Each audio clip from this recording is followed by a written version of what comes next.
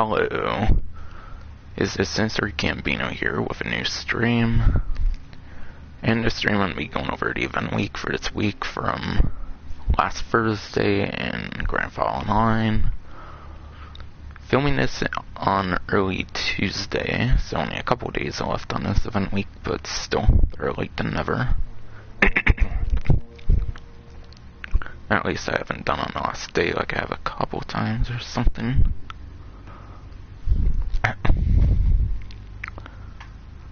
Very quickly, I want to make sure on something now. Okay, I guess I can't go interaction menu into Kosaka here.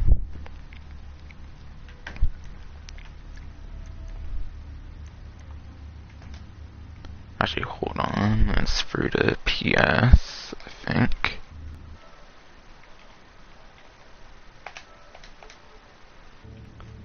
Hello,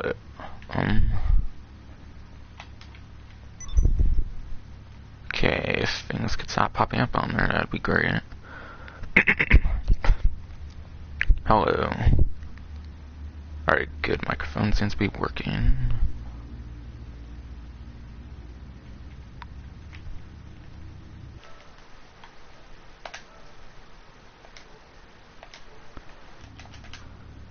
But yeah.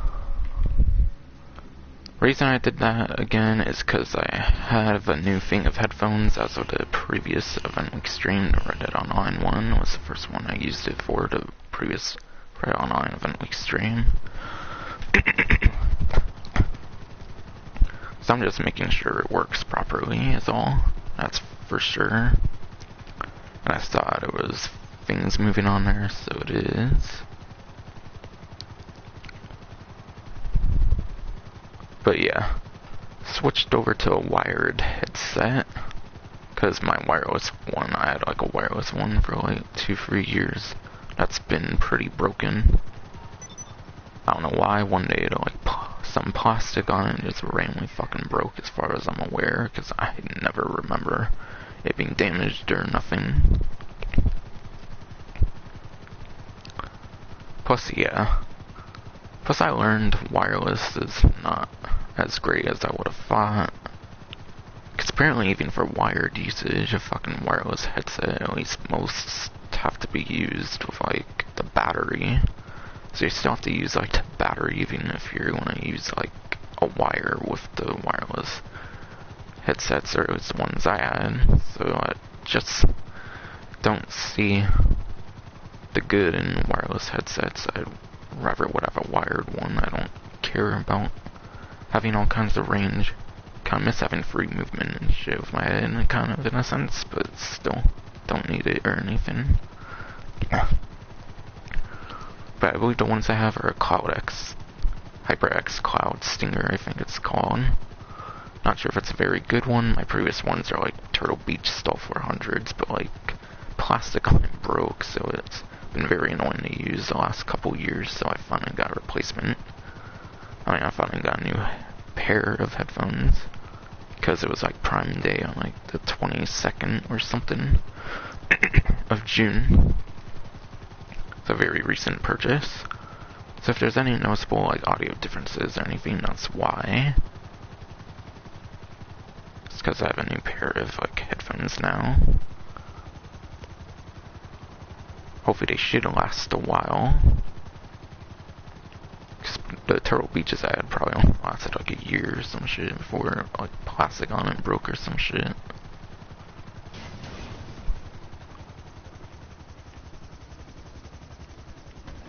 And yeah, I wasn't liking wireless too much because you have to apparently still use the fucking battery even when you use it wired, which is very weird. But anyways, into some event week stuff. Podium vehicle for the week, I believe, for the event week for the last couple of days of this event week as well. Since this will only be up for the last couple of days of the event week before it ends, obviously. Podium vehicles, the ENS Windsor drop, I'm pretty sure, not the regular Windsor, but the Windsor drop. But yeah, it's a convertible version of the Windsor, which I believe that was added in one of the ill-gotten game updates or something. So I think it was a early to mid, like, 2015 vehicle. Because it was in one of the last couple updates, I think, from the 7th generation Grand Theft Auto 5. But I think ones were drops from, like, the Finance and Felony DLC, which was, like, mid-2016. So it's a pretty old vehicle. Also, it's a very interesting vehicle, because it's actually a coupe. It's in the coupe class, which is very interesting. I think there's only 2 DLC vehicles in the coupe class, and they're both Windsors.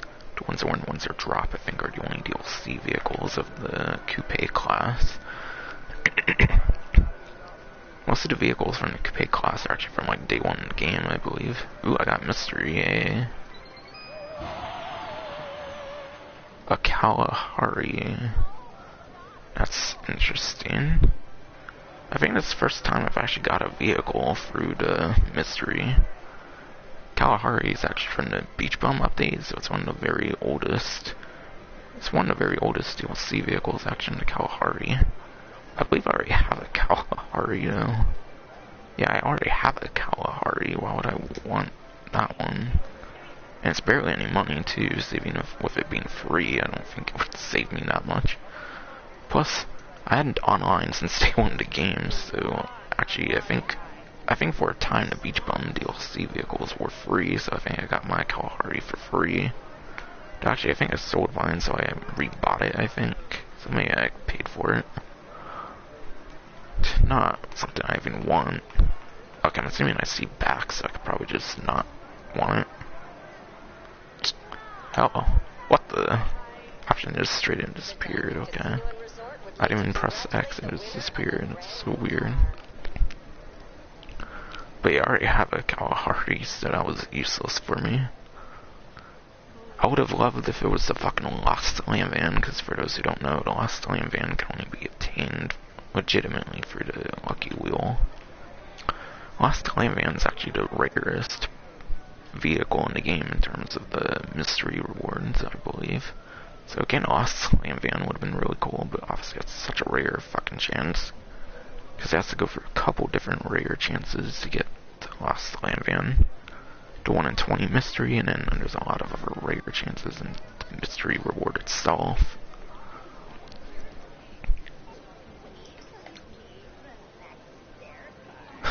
But yeah, that was useless, unfortunately, because I already had one. I already had a Kalahari. Pretty sure I had it fully modified too, so. But yeah. I believe the, what's it called? Windsor Drop, that should be in the Legendary Motorsport website. And yes, I did recall it is a Finance Felony vehicle. For comparison's sake, so like I mentioned, the regular Windsor is actually an Ill-Gotten Games Part 1 update vehicle. So yeah, the regular Windsor is a very old DLC vehicle. It's even in the 7th gen versions of GTA 5, that's how old it is.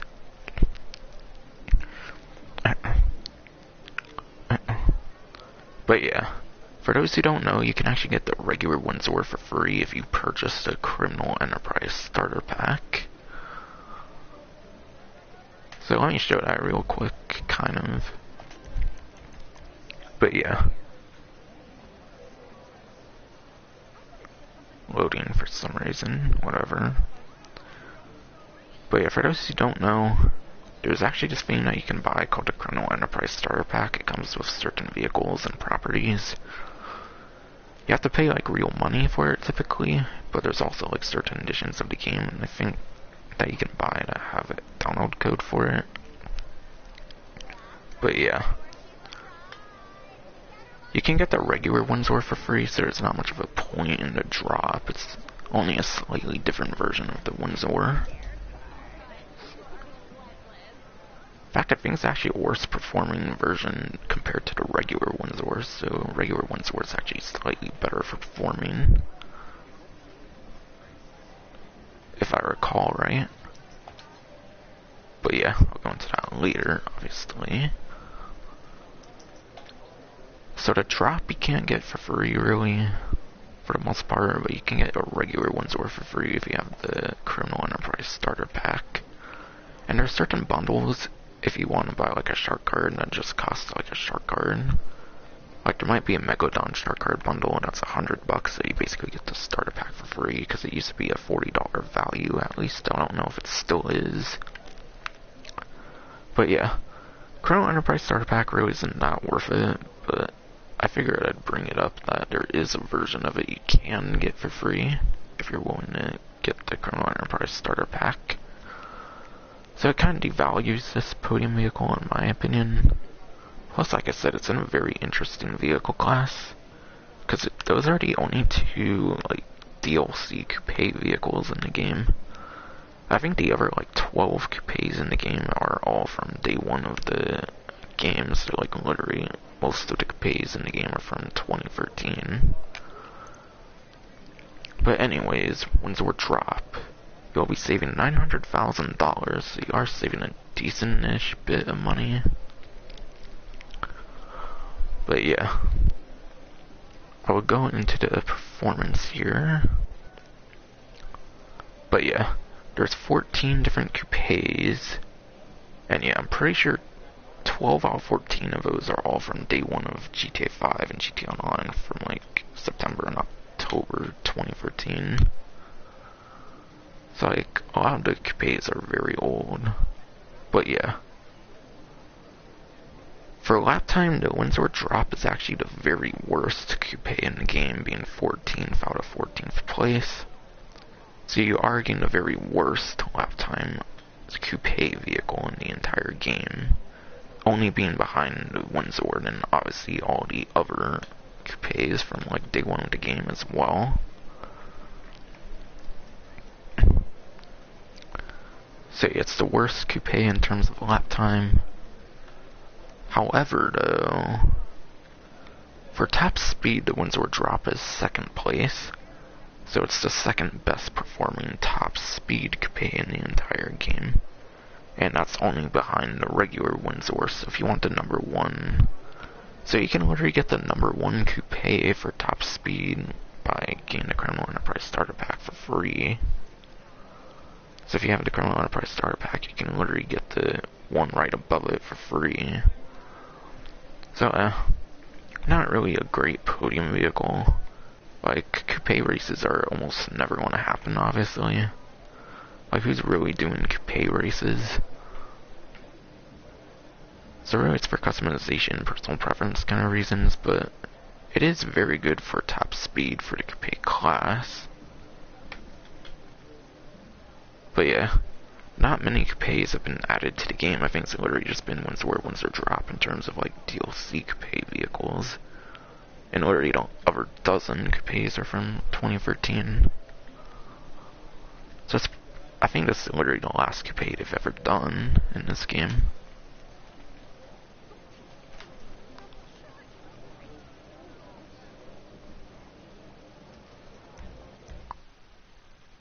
So yeah, pretty interesting podium vehicle, but at the same time not that great, I'd say. Because it's in a very niche vehicle class in terms of racing. And then also you can get the regular Windsor for free if you have Criminal Enterprise starter pack. So there's practically no point in getting it, honestly. Because the regular one's always a placement above the drop.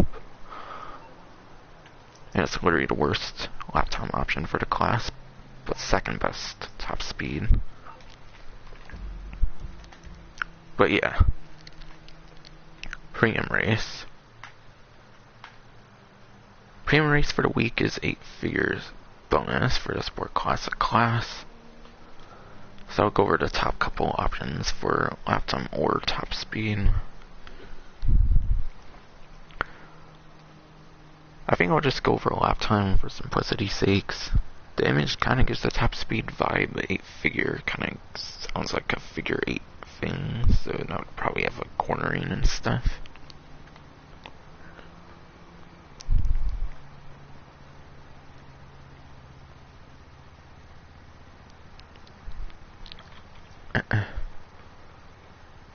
And by the way, credit for the lap time top speed I went over goes to Bruffy 1322, as well all the other lap times and top speeds I go over. Because I'm using Bruffy 1322 spreadsheet. So that's where I'm getting performance from, for those interested. But yeah, top 3 options for lap time for Sport Classic class. First place for the Sport Classic class for lap time is Turismo Classic, which is probably like the Vice City San Andreas version of the Turismo in terms of this game, in terms of what it's supposed to be a replica of, essentially. Probably like a few $100,000. I don't think any of them are all that expensive for the Sport Classic class. Sport Classic vehicles don't tend to be all that expensive. And then second place for lap time for Sport Classic class is the Cheetah Classic again. Kind of retro like Vice City San Andreas supercar, essentially. Which is pretty cool. Probably again another like coupled few $100,000. Or more like few to several $100,000. And finally, third place for lap time for the Sport Classic class is the Rapid GT Classic. And that one, I don't think actually originates from a game. I think the regular Rapid GT debuted in GTA 5. It's just basically a classic version of that. Again, probably a few to several $100,000 at the highest for the stock vehicle. And then regular time trials. Regular time trial. It seems to be end to end. Yep, end to end. This one's probably like the longest time trial in the game for the regular time trials. But yeah, you go from like one point of the map to the other. I think you have to go like somewhere up on the top of the map. So yeah, end to end, as the name suggests, you go like all over the map. So honestly, the best idea would be to go on like the highways. Going on some of the highways in the game would probably be the best way to go about it. So I'll probably go over top speed for this one. I think this one's very clearly best for top speed. So it's most likely you'll want to go on the highways. So I'll go over the top speed for supercars and motorcycles top 3 going on Bruffy 1322 spreadsheet. I'll start with supercars. But yeah, for top speed, first place top speed for the supercar class is the P-Fister 811. P-Fister 811 is $1,135,000 or $145,000. So definitely a couple $100,000 more than any of those like sport classic vehicles that I went over when going over the premium race. P-Fister 811's from like Finance Felony, so it's around the same like age in terms of like where you'll find on the website Luxury Motorsport. It's probably on the screen somewhere or close by, at least when I was going over the ones that were drop in a sense. But yeah, that's number 1 for top speed, and it's definitely the one I recommend, especially in the days of Cayo Perico where you can make easy millions. And then the other options are either like more expensive or there's like an upgrade price or something. So number 2 for top speed for the supercar class is the Devastate 8, Principe Devastate 8. That's like $1.7, $1.8 million vehicle, I'm pretty sure, for the Doomsday Heist, so like late 2017. In terms of where you'll find out on the Luxury Motorsport website. But yeah, like the vehicle is just more expensive than the 811, so there's not much of a point to bother with the Devastate 8 in terms of buying it during the event week for the time trial or something. If you want to use a supercar for some reason, I don't recommend using a supercar. I definitely recommend a motorcycle, but yeah. Devastate 8. Not one I'd recommend at all, unfortunately. And in third place for top speed for supercar class is actually the Banshee 900R, which involves converting the regular Banshee, which I believe is $130,000. Yeah, I think it's $130,000 for the regular Banshee. And then it has some kind of upgrade price, probably in the high $100,000 range. So just a stock vehicle and then the upgrade might be a tiny bit cheaper than the VIII-XI, but still, it's not accounting for like engine upgrades and stuff, so I definitely just recommend the VIII-XI. In terms of a supercar for top speed, for top free. And then for motorcycle class for top speed, again I'm going over top speed because in the end, obviously you want to go on like the highways and stuff. Usually I go over lap time, but I think this one's very clearly more so for top speed, so I'm going over that instead. But yeah.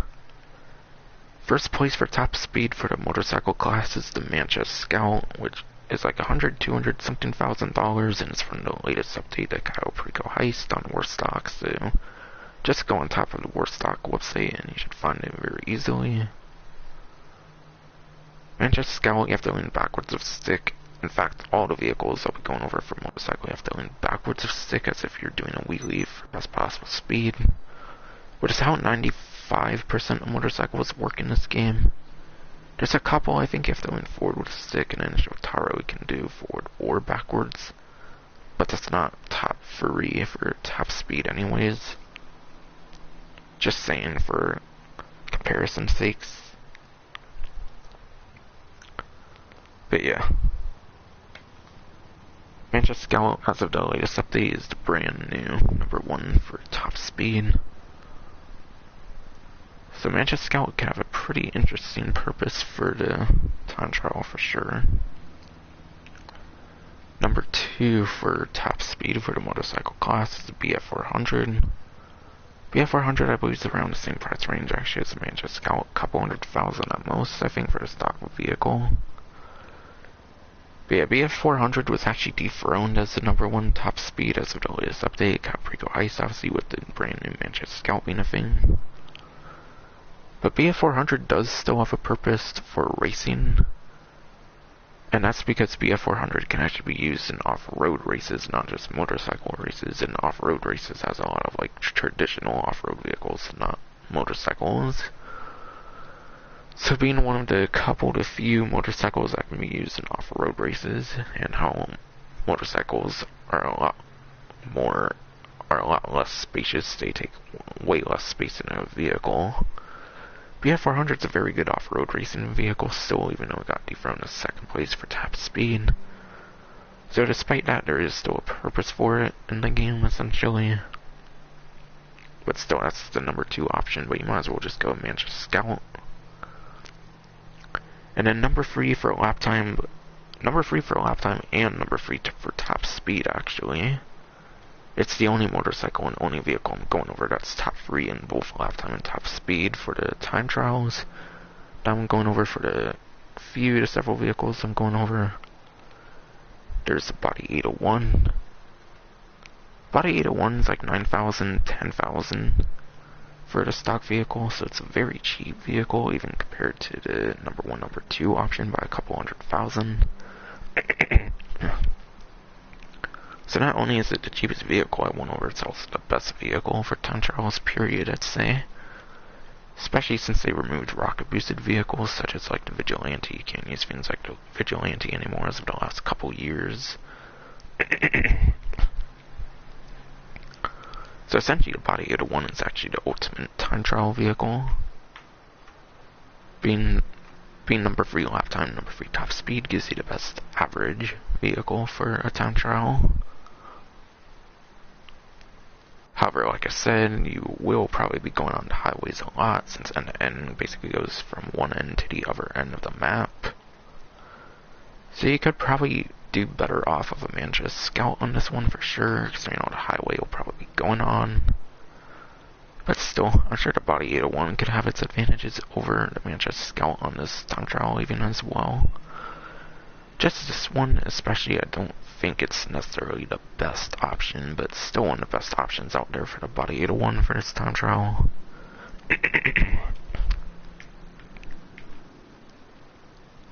And then RC Bandito time trial. Not really much advice to go over since there's only one vehicle that can be used in it, obviously. And not very much advice necessarily, because time trials are designed to fail.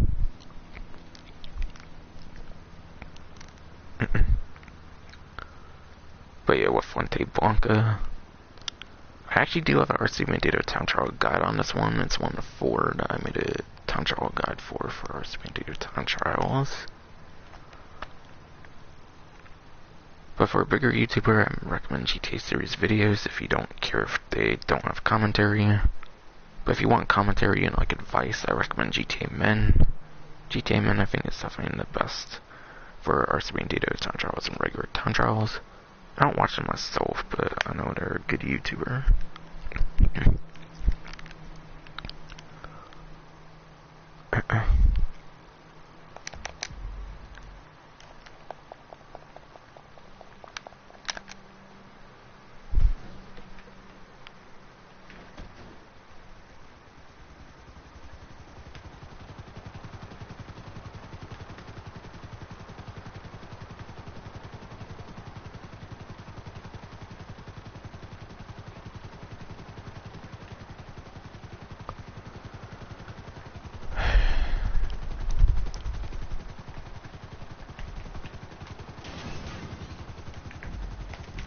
But yeah,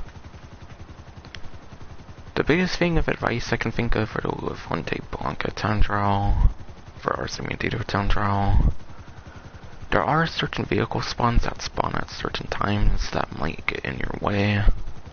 So just be worried that there are like certain random vehicle spawns that can happen in Fuente Blanca that you might want to be kind of aware of. Doesn't happen all the time, but certain times when racing on the time trial, there will be certain vehicle spawns that can get in the way, which is not very usual for an RC Bandito time trial for like a parked vehicle. I'm not talking about like traffic or anything. It's not like traffic to deal with, but there are parked vehicles that can appear that could get in the way.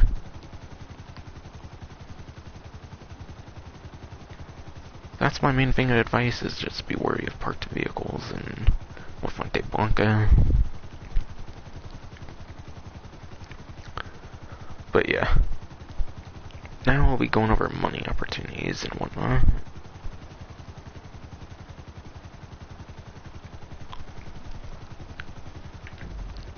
Start in the pause menu here.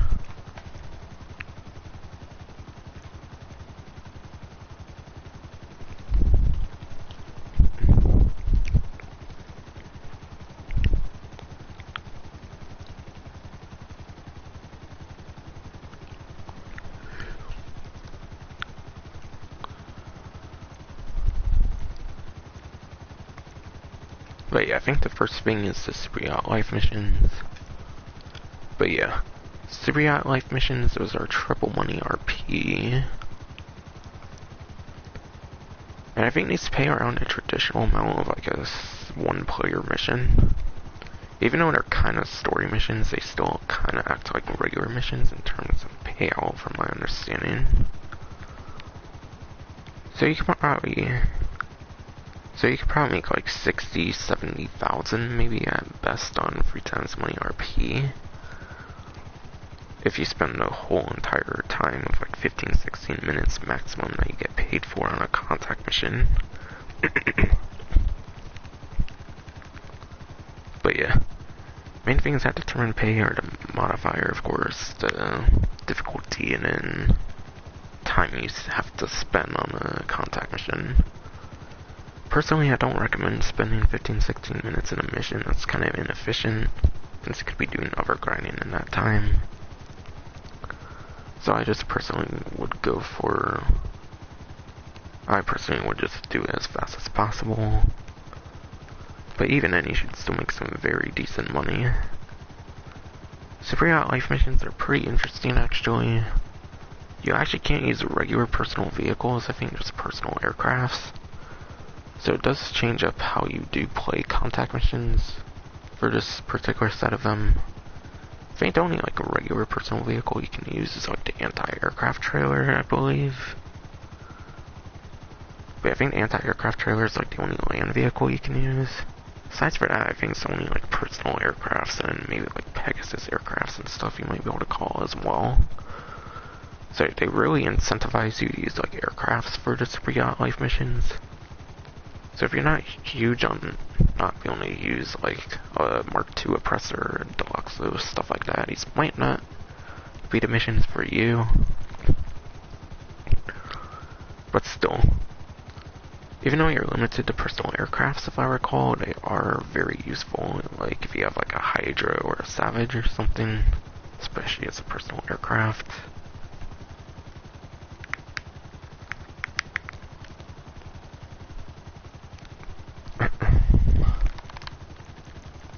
But yeah, definitely very useful for sure. So especially personal aircrafts with explosive cannons on them, like the Savage, Laser, Hydra, those are going to be your best bets in this life missions.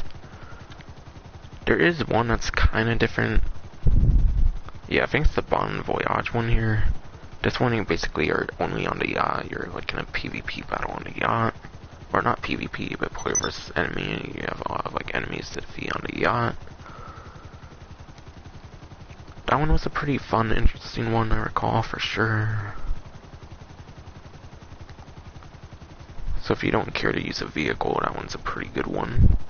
Since you don't have to use any vehicle, you basically just use your weapons. This one I think you have to use like water bombs on the Tula, which is pretty unique. So unfortunately this one, personal vehicles, I don't think helps very much, so I'd probably avoid this one. Because this one's probably not too efficient for making money, besides for it being probably a long mission.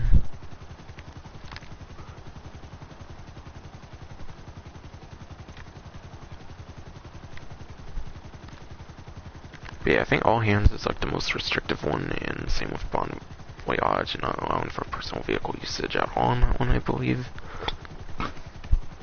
Because it's only like a battle on a yacht. All hands, like I said, I believe there's like a unique type of like bomb known as like water bombs I think you have to use on that one. So you're kind of forced to use the Tula, because I think it's the only one that can like drop water in the game. And it's only for the particular mission and the one that's given to you. So yeah, like I said, that one's a very restrictive one, so I probably wouldn't do that one for grinding purposes.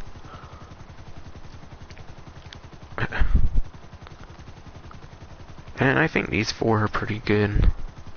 I don't remember these ones having much issues or anything. So I'd say any of them besides for all hands, from what I recall, are pretty decent. Just because of having to use the provided Tula, essentially, because of the fire zift distinguishes. Not all that great. I don't know if you can use like an RCV, but oh wait, like I said, I think land vehicles for personal vehicles on land are restricted. Like they are, so yeah. It's a very good source of money. I'm sure it can be one of the better things for this particular event week. But yeah. Fortunately, I don't have a guide for these yet. I think these and then the last play missions from Gerald, I think those are the only contact missions that I have not covered on contact mission content yet. I think the last episode I did was the casino story missions, so I saw like a couple other sets of contact missions to cover. If ever I do make more videos in anytime soon.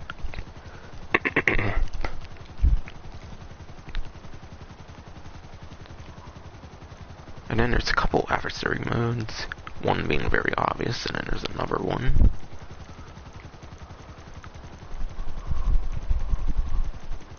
But yeah, Deadline. Seems the old maps are also 3x money RP. But yeah, this is the other triple money RP opportunity, is Deadline. Deadline, you have to take other people out using trails from the bikes, which is the Shotaro. Now, normally I wouldn't recommend this, but if you don't have the Shotaro available to purchase, I believe you have to actually play a match at Deadline. It doesn't matter if you win or lose. As long as you play a match at Deadline, I think you are able to purchase the Shotaro. It's one of the very rare instances where you have to actually unlock a vehicle to purchase. A lot of vehicles had to be unlocked to purchase in the past, such as ones that required certain ranks, and then like 2015 heist vehicles, I think those had to be unlocked in the past. I think those ones they removed the restrictions for having to unlock them, so you have the vehicles accessed from the beginning. Ones that used to have rank requirements, I think you can just get at normal price. You just don't have a rank requirement to unlock like the Annihilator and like the Rhino tank, for example, like you used to back in the old days. And then there's 2015 heist vehicles, I think there's like trade prices for them now, whereas you had to actually unlock them before. As far as I'm aware, the Shotaro you still have to unlock by playing a match at Deadline. So if for some reason you don't have that vehicle, you might want to play a match at Deadline, since I believe you do have to actually unlock it for purchase, believe it or not. And I don't mean a trade price, I mean just to purchase the vehicle whatsoever. So that's the main reason I'd bother with Deadline at all. But yeah. But originally there was 7 maps. One of the new maps is actually kind of in a weird order, and that's Deadline IX, aka Deadline 9. Reason Deadline 9 is mixed in with these other ones is because of the I before the X. From my understanding, the IX is kind of like subtracting 1 from the X, so that's probably Deadline 9, obviously, but in Roman numerals, that's probably like the logic behind it, I'm guessing. So yeah, this one's kind of interesting. It's kind of listed differently, so you do have to keep that in mind if you... So don't be confused, that is a new map, even though it is between some old maps. This one is actually a new map, Deadline 9. And all the other ones are basically beneath the first 7 plus 9. That's ordered weirdly, because it's in alphabetical order. Not by a numerical order. But yeah. Deadline 8.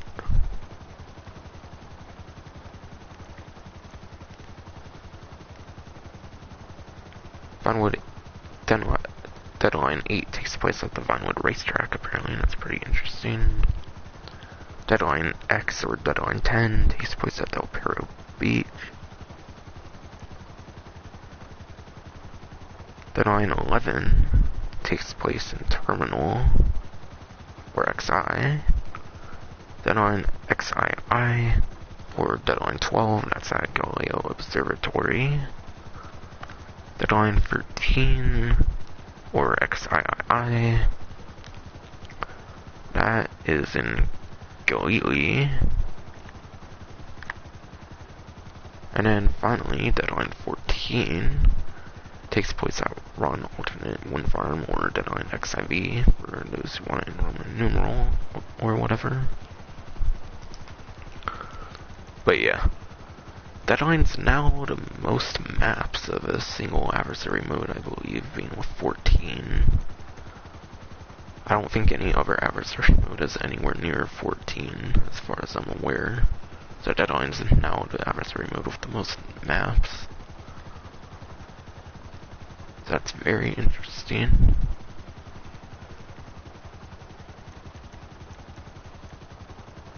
But yeah, if my stream works good enough and doesn't have that stupid annoying pop-up shit that's had a couple times recently about like some bullshit quality currently not sufficient nonsense, then hopefully I'll be playing some Deadline. But yeah, it goes 8, 10, 11, 12, 13, 14, and then 9's kind of out of order because of it being alphabetical order, not numerical order. So do keep that in mind. And as mentioned, all maps are 3 times money RP, not just the new maps. The old ones are as well. But yeah. I believe on a newswire they mentioned that they take place at like landmarks and stuff, so the highlight of these new maps seem to be that they take place in certain different like landmarks, such as like the Vinewood racetrack one, for example.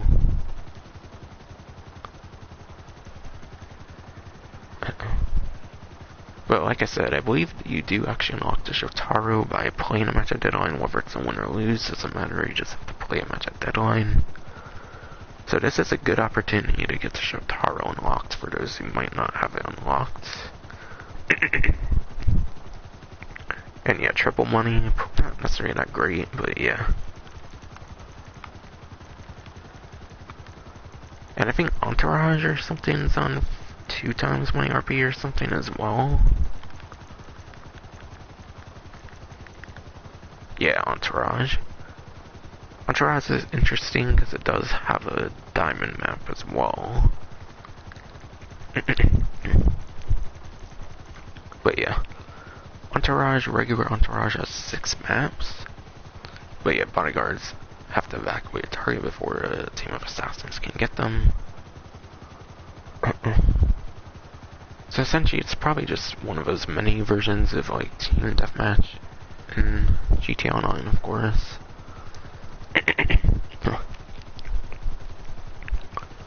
But yeah, essentially it's kind of like a glorified Team Deathmatch.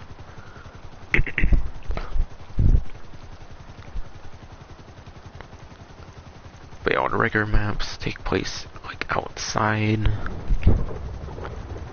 And Entourage is interesting because it has a diamond map as well. So when they did the diamond adversary modes, they actually did Entourage as one of them. And Entourage I don't think is in the bunker or the missile base, so that's the only interior option available if you want an Entourage in like an interior. Personally, I never played the diamond modes at all, I just didn't really feel like it much.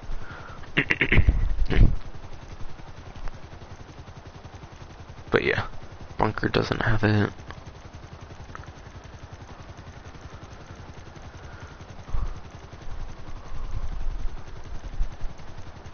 And then I don't think missile base has it either. So there's only regular or diamond Entourage.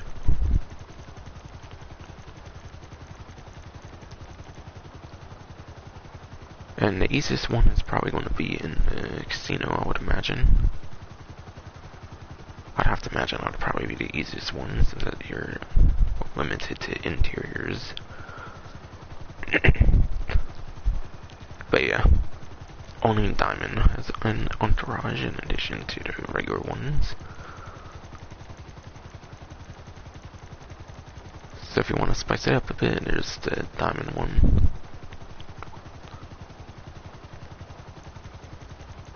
Probably said a billion times now, but still. Just want to make it clear.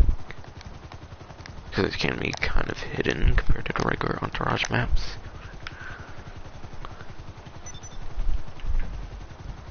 I think that was it on the pause menu.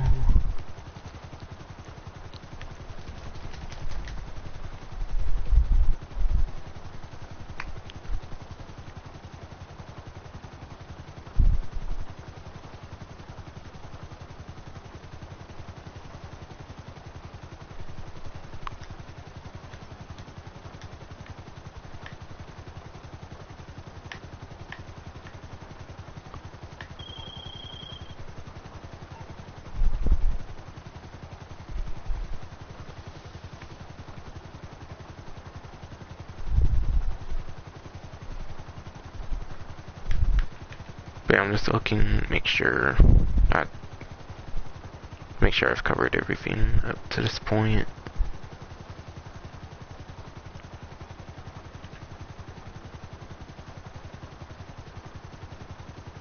So yeah. Alright, yeah, there's only one last money opportunity. And it's been on the Spectator. Which actually I haven't brought up the Spectator yet. I think it only talks about the title. Kind of. So actually I think I was talking about my headphones, my new headphones from the last couple streams. So if there's an audio difference between the last couple streams, that's why. But yeah. My Spectator, I put the 3 times my RP on Spree Out Life missions, because those are obviously some better things you could do. If I could say it might be the best money opportunity you can do for the event week for Spree Out Life missions. But obviously they don't compare to Cayo Perico Heist. Practically nothing compares to Cayo Perico Heist being on a money opportunity. So but still at least it's a nice change, I suppose.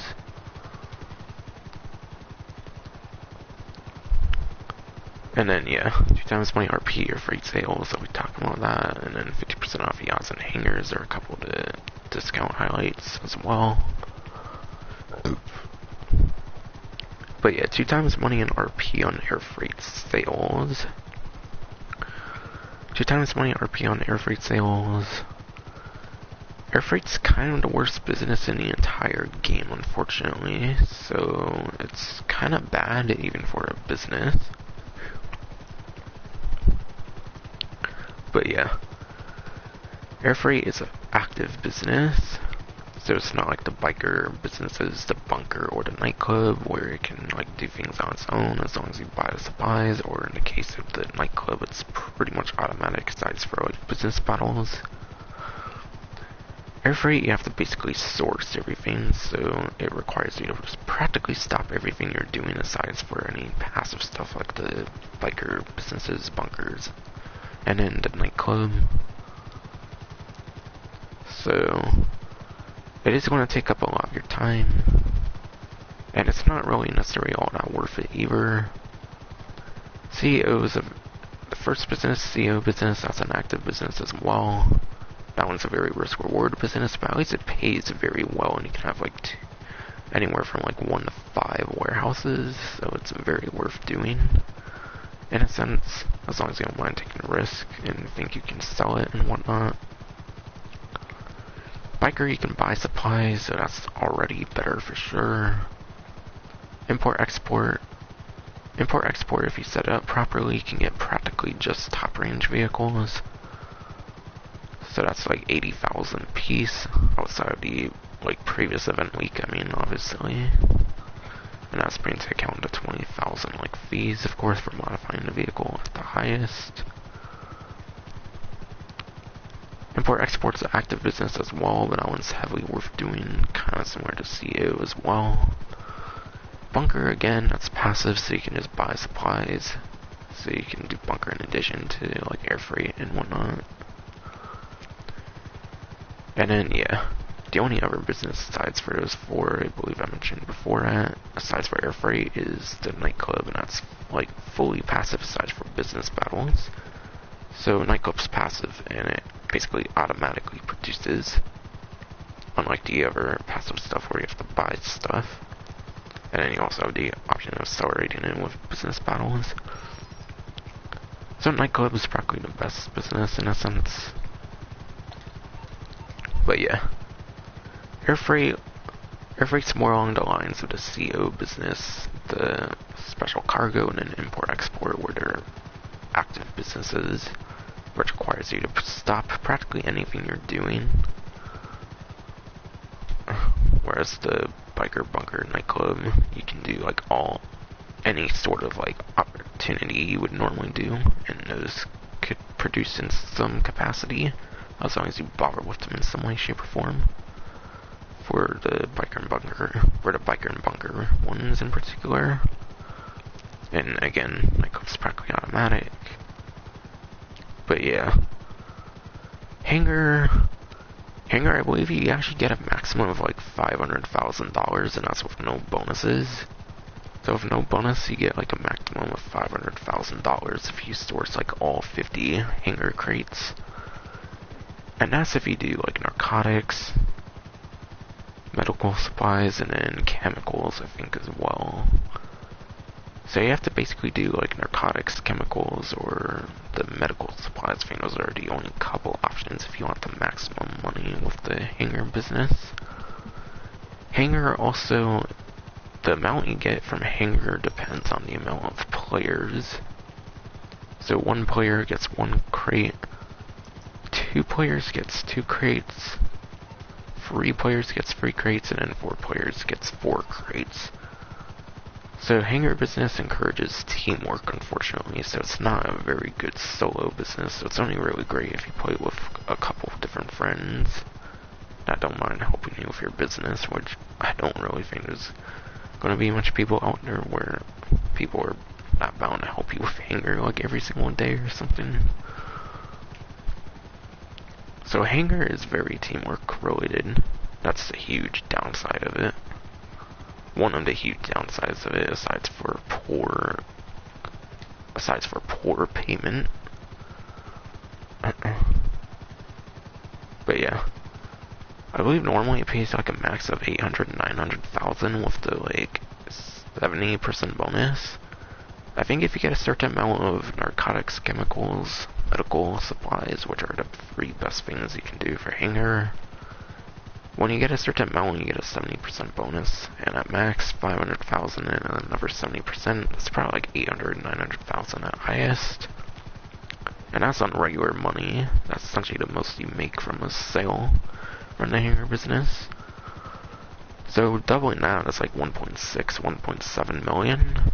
So at least with double money RP, you can actually make a good amount of money.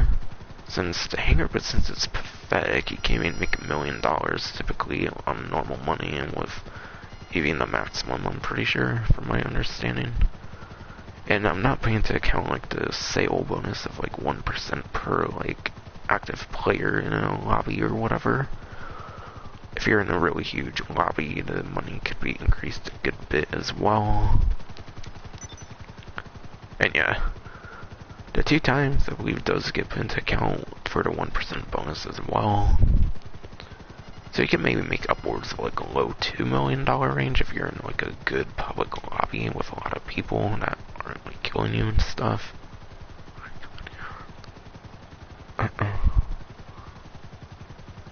But yeah, Hangar business requires a lot of teamwork to make the business efficient. And by the way, I know MC can have 5, 6, 7, and 8, but anything above 4 also gives 4 crates. So basically a maximum CO or 4 to 8 in an MC is essentially the best way to go about Hangar business, which is very inefficient. I don't think it's worth it for much of anyone aside for obviously the host. The host of the Hangar business, obviously. It's just a really horrible business. It's like the worst business by a mile, by like miles. No other business anywhere near as bad, I'd say. So yeah, for those who don't know, Hangar business is not very good. It's probably the worst business in the entire game. And I think a lot of people can definitely agree with that. Because at least most businesses in some capacity can do solo. Which, yeah, you can with Hangar as well. It's just not all that efficient. Like, you don't want to be getting 1 crate compared to, like, 2, 3, and, like, 4. At least CO, you can get all the crates solo. Even if they're in, like, bunches of 3, where you have to get 3 separate ones and they're not all in, like, a vehicle. At least CO, you can get all of them yourself. I think it's the only business where you get different amounts of cargo depending on the number of players. So that alone really kills the business. Unless you're a huge, like, group player that plays with a lot of friends or something. So yeah, not very great on Hangar, even though it's a business. I mean, but still, it's definitely one of the better things out there compared to adversary modes for sure. So definitely one of the best couple things you can do for the event week still, even though it's not that great. But yeah, I'd probably do Super Yacht Life missions as the number 1 money opportunity for the event week. And yeah, I'm not going to give advice for every single like sourcing and stealing mission and then selling and whatnot, because that would be too long. Just a general explanation, I think, was good enough there. So essentially, don't bother with the Hangar unless you got a couple friends that you play with typically.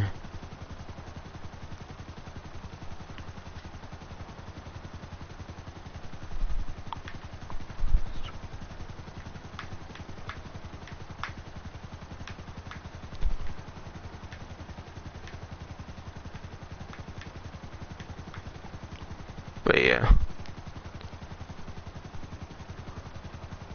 There's actually something I forgot to mention. It does relate to the Shotaro. But yeah. If you play around a deadline and you purchase the Shotaro before June 30th, which is the end of the event week, from my understanding, definitely, June 30th is the last full day of the event week. You get a rebate of $750,000. So if you buy a Shotaro, you will get $750,000 back if you buy it during the event week. And it's like a $2.3 million vehicle, so that's having quite the amount of money you get back. So there's no discount on the Shotaro, it's just a rebate of $750,000. Which could even be better than a discount for all I know. So you're essentially just getting money back if you purchase a Shotaro at regular price, from my understanding. Pretty sure that's what rebates are.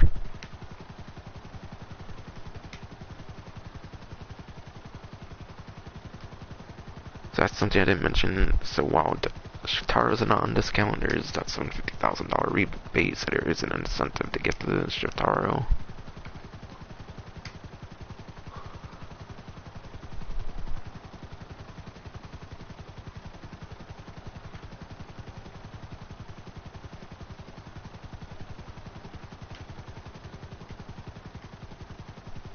And then play to unlock the Buckingham T. Anyone who logs in will get the Buckingham T. I don't know if it's a new clothing unlock at all, but I guess I'll show it off. I might as well.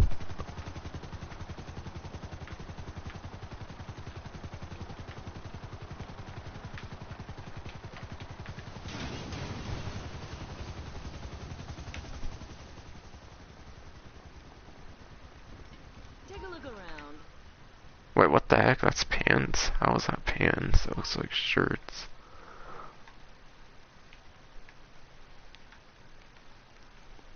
Those are so comfortable.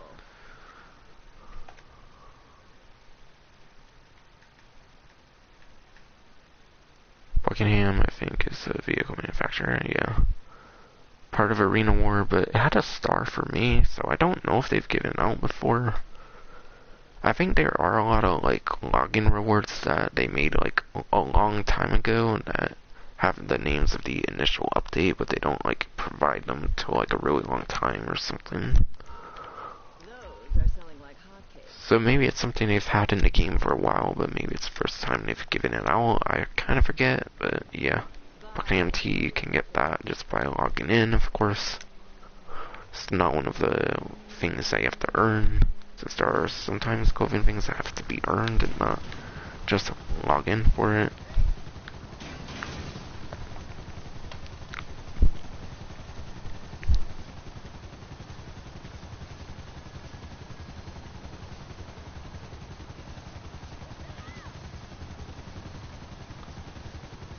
And then I think there's just discounts left.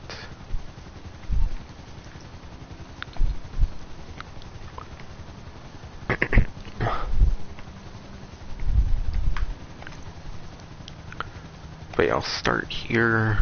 I'll start with property discounts. And let's put on my spectator hangers are 50% off. So cheapest hanger right now is 600,000. We're a stock hanger.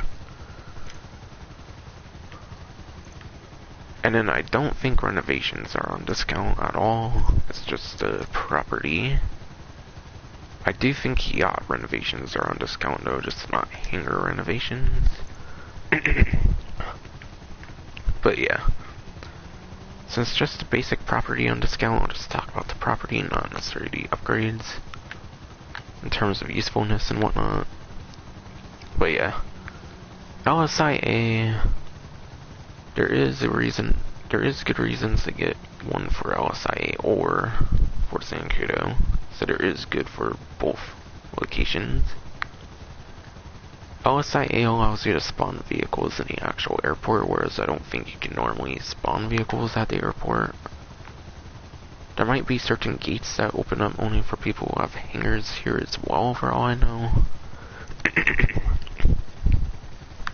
But yeah. I say not worse stock. I say Fort Zancudo is definitely way better in my opinion, but LSIA does have its advantages. depending on which location you might prefer. Fort Zancudo, on the other hand, is normally a restricted area that you normally can't go in. But if you have a hangar, as long as you're not like causing problems there, you can essentially go there no problem, which is a very cool advantage for sure. I think this one's the most expensive, so for example, most expensive is $1,625,000 right now. But yeah, it allows you access into Fort Zancudo as long as you don't cause any problems. And it allows you to steal the laser jets and only get like a 2-star want level, which is practically nothing. So you can get practically limitless lasers here, which is pretty good, especially if you don't own the Pegasus version for $6.5 million. Being one of the most overpriced vehicles in the game, I'd imagine.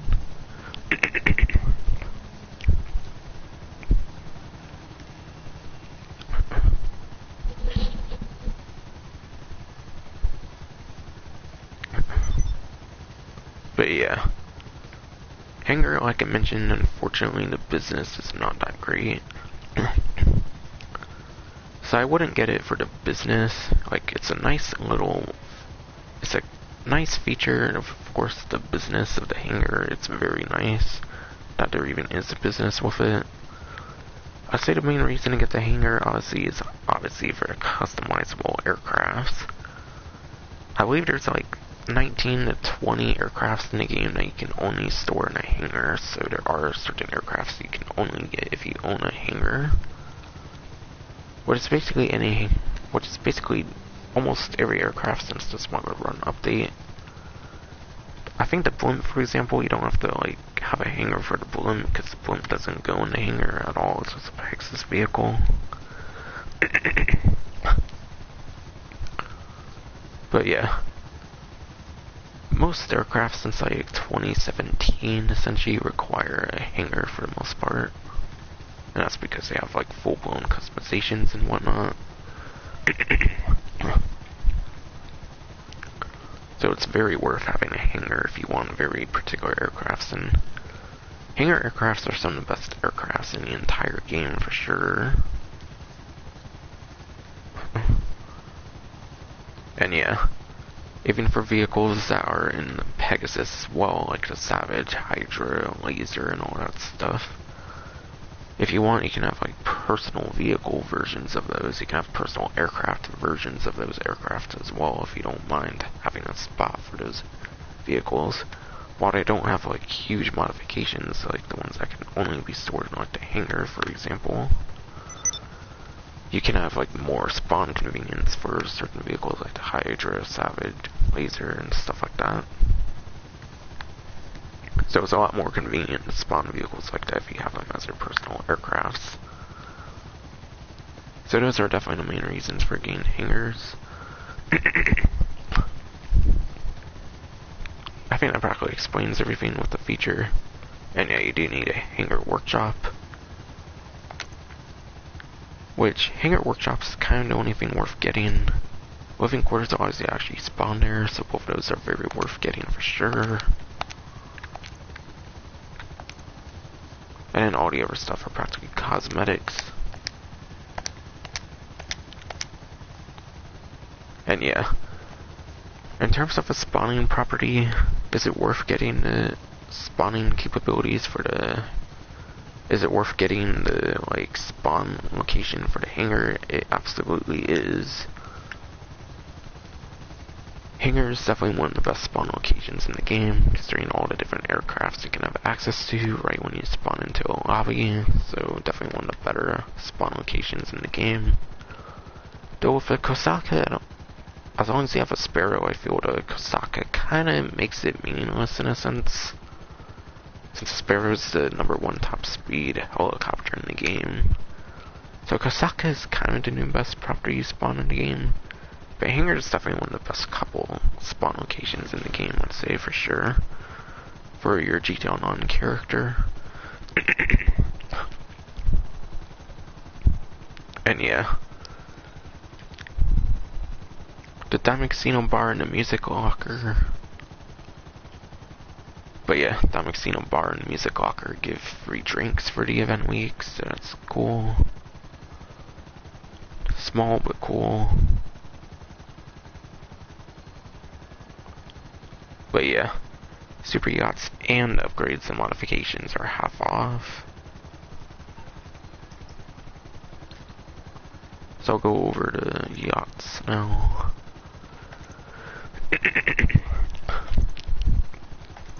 But yeah, I already own a yacht, so these prices aren't accurate. I think they're like 6 to 8 million for the yachts, if I recall, so they're very expensive. They're practically the most expensive properties in the game. But yeah, these are the prices for Orion and then the Pisces. 250 and 500 if you want to change your model if you already own a yacht, instead of double as much. But yeah, 6, 7, and 8 million, that would be 3.5 and 4 million, I believe. So some huge savings for sure.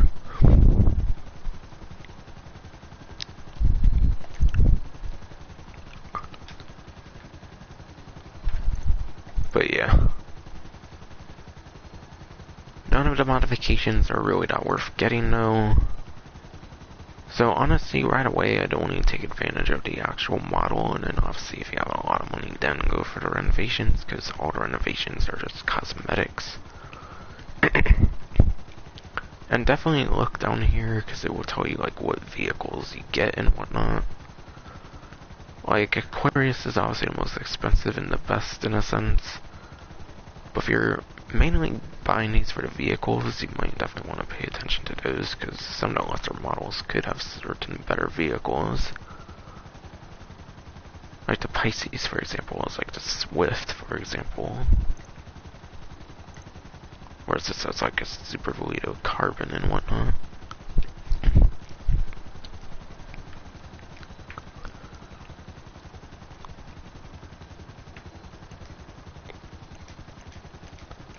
But yeah, I'll talk about the yacht, I guess, in terms of what it lets you do.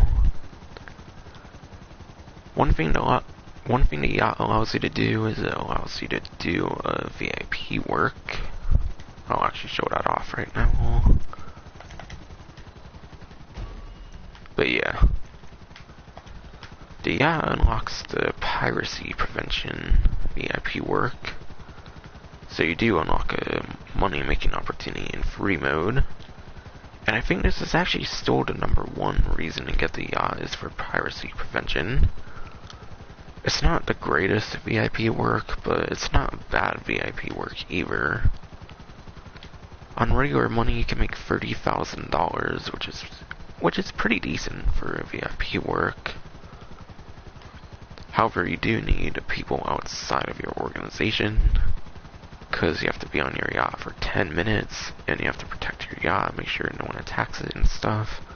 In terms of like other players, if you're in a very chill lobby, it can definitely be pretty decent for making money. $30,000, that's not too horrible. So it's a nice, decent, somewhat quick money opportunity you can unlock. But yeah, I say it's above average somewhat. Depends on the lobby you're in, it could be a very above average VIP work for sure. And then obviously you get access to the Super Yacht Life missions, which requires you having one of those couple yacht models. And those are very recent missions as well. Those have been pretty recent within the last like year, 10 months to a year. So yeah, they're some of the most recent. In fact, they are the most recent contact missions in the game. I say Super Yacht Life missions can be some of the best contact missions in the entire game as well. However, you have to go into separate lobbies and whatnot, and the best way to do that is making a playlist. And that's assuming you can put Super Yacht Life missions in playlists. They're kind of story missions, so I don't know if you can actually put Super Yacht Life missions in playlists. But if you can put them in playlists, you can like do the Super Yacht Life missions non-stop instead of having to go to like free mode every single time and then starting up another one. I'll kind of show it off. I didn't show it yet. But yeah, you'd think it could go through mission, but not only has like versus modes and like adversary modes and stuff, there's no contact missions in there. But if you can put certain contact missions in playlists, the ones that will let you do that will actually show up in here. Apparently, for example, you can actually do casino missions in a playlist, which I didn't expect considering they're story ones. I don't think you can with the lowrider missions, but apparently casino ones you can. So if you can do that with the casino, which is 2 to 4 player story missions, I imagine you can actually do that with the Super Yacht Life missions. So yeah.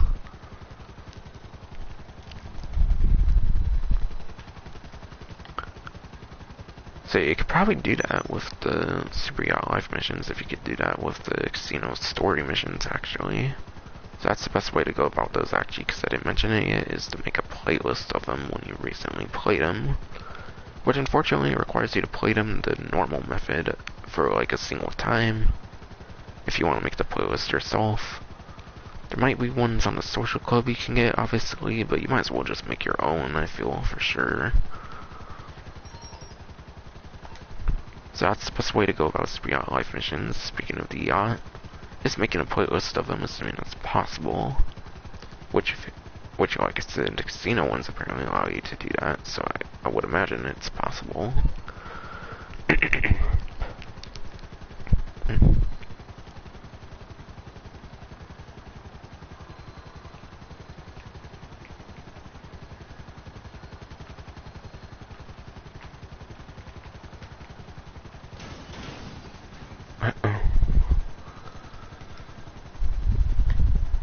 But yeah, I think that's practically everything I wanted to mention with the yacht. And yeah, actually for spawn capabilities, obviously you can spawn inside of the yacht. The yacht's actually a pretty decent spawn location, actually.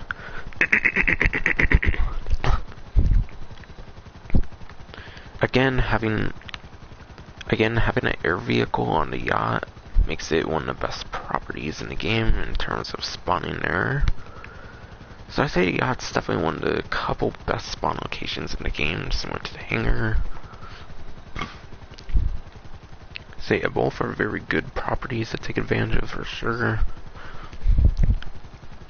Especially 50%, I don't feel like...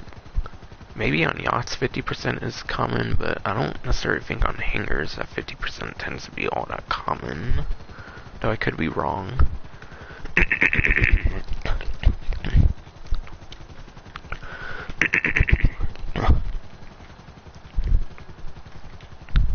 And then, yeah.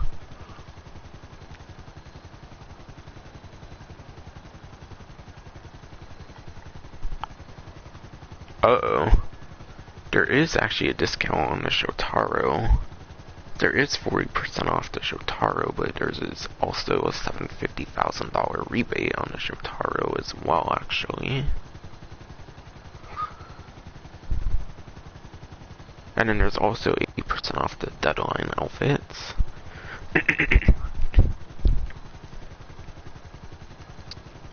So any Deadline outfits in the clothing store, those are actually 80% off, which is very exciting.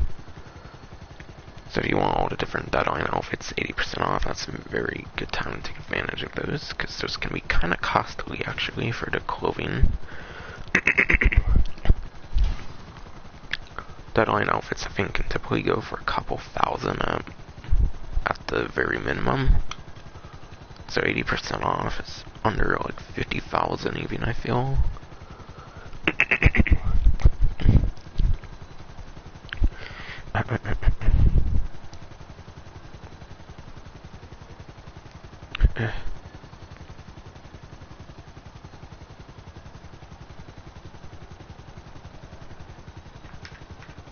But yeah.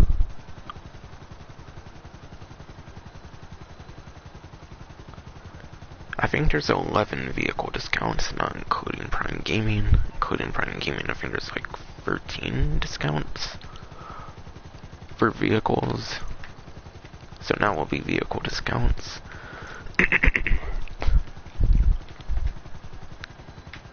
Deposit, come on.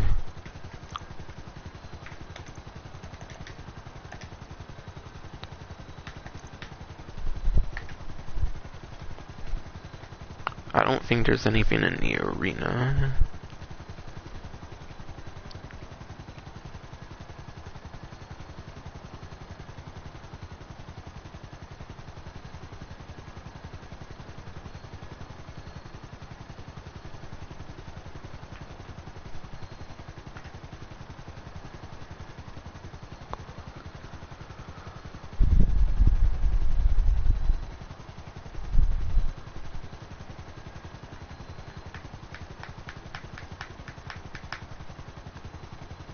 Benny's. I don't think there's anything in Benny's either. At least not for regular discounts.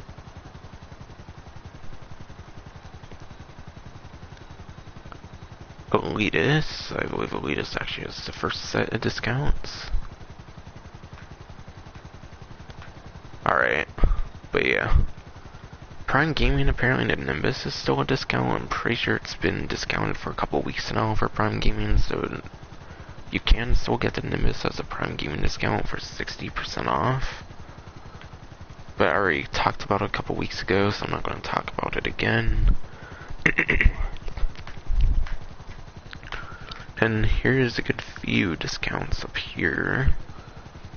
Super Volito and Super Volito Carbon. 40% off as are most vehicle discounts.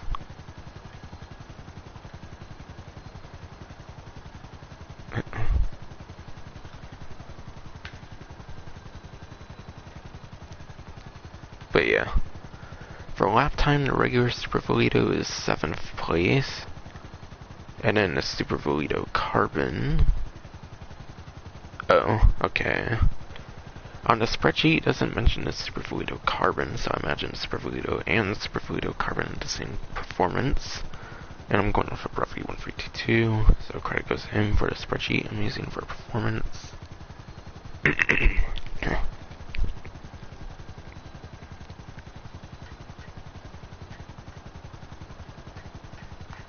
But yeah, the Super Volitos are 7th place for lap time. And both Super Volitos again, those are 9th place for top speed. So nowhere near top 5 or top 3 even, but still, being helicopters can definitely get you point A to point B, no problem. And I think one of them is a CO vehicle actually, so that makes it even more worth it for one version over the other, I think. But yeah. The regular Super Volito is actually a CO vehicle. So if you get the Super Volito on the website, you actually get to spawn it for free instead of whatever it normally costs. I mean, a helicopter, I'm pretty sure it's one of the more expensive ones if you actually pay for it.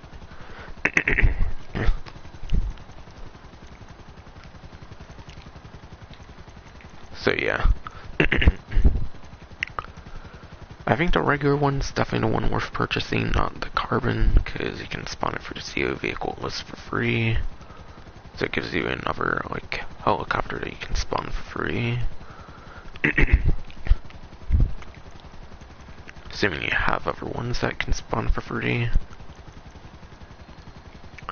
And then if you want the Carbon, if you want the Super Volito Carbon, just get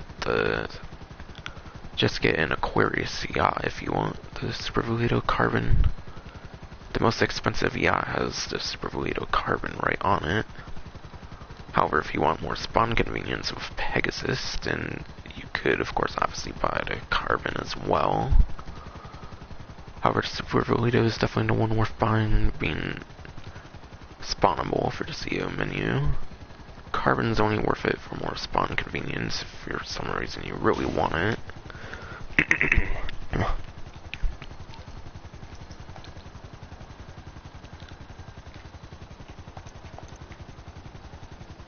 So hopefully that explains the two pretty decently. Main difference is this is a CO vehicle, this is not.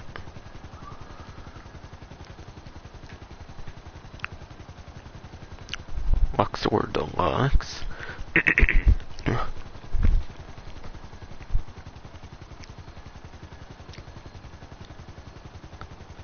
And yeah.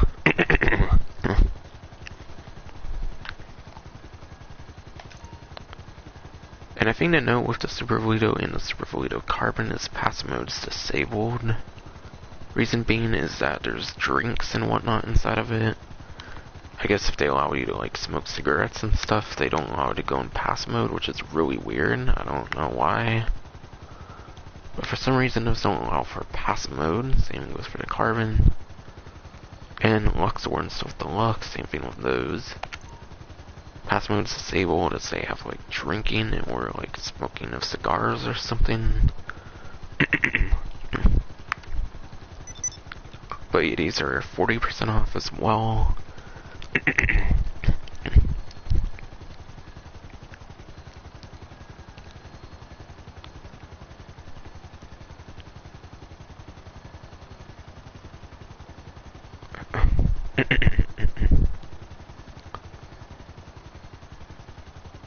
But yeah, trying to find it. Alright, for lap time Deluxe or Deluxe is 17th place. And comparable to the Luxor, that's a placement up. Because there is actually very slight performance differences for the Luxor and Luxor Deluxe. So it does have slightly different lap time and top speed, so it's only slightly better. And then it's 19th place for top speed, 19th place lap time, and then 17th place for 17th place lap time, 19th place top speed, and then the regular Luxor is 18th place lap time and 20th place top speed.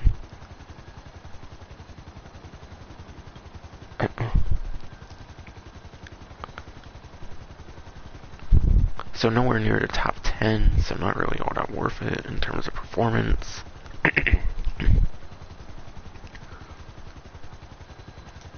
But yeah, they're practically only Pegasus vehicles. You can't spawn them for the CO because there's no planes for the CO menu.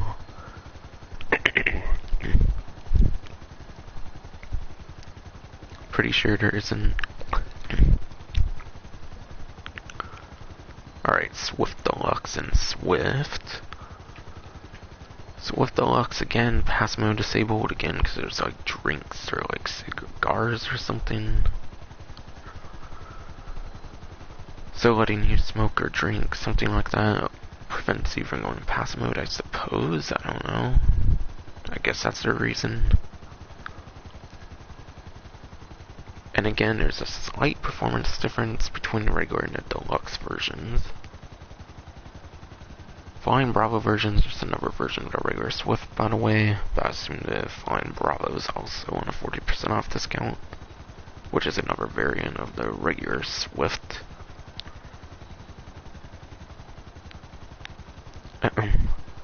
So Swift Deluxe is second place lap time for the helicopters class.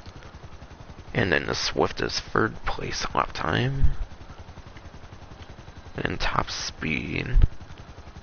Swift Deluxe is third place for top speed, so it's a very good performing helicopter. And then the regular Swift is fifth place top speed.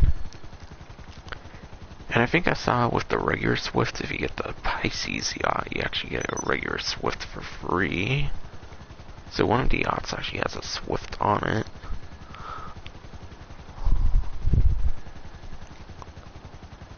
But still, obviously, getting it through Pegasus allows for better spawn convenience.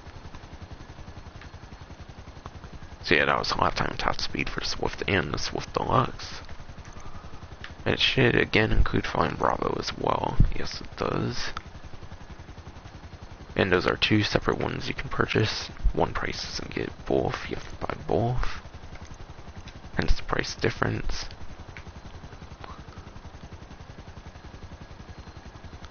Dodo's not actually on discount, just glitched up at the moment. And then the Luxor. I already covered the Luxor for lifetime top speed. But obviously it's a lesser version of the Luxor Deluxe. However, it's interesting to note actually that there's a couple more seats in that compared to the Luxor. Actually has 2 more seats than the Deluxe, which is pretty cool. So that's at least a difference between those two.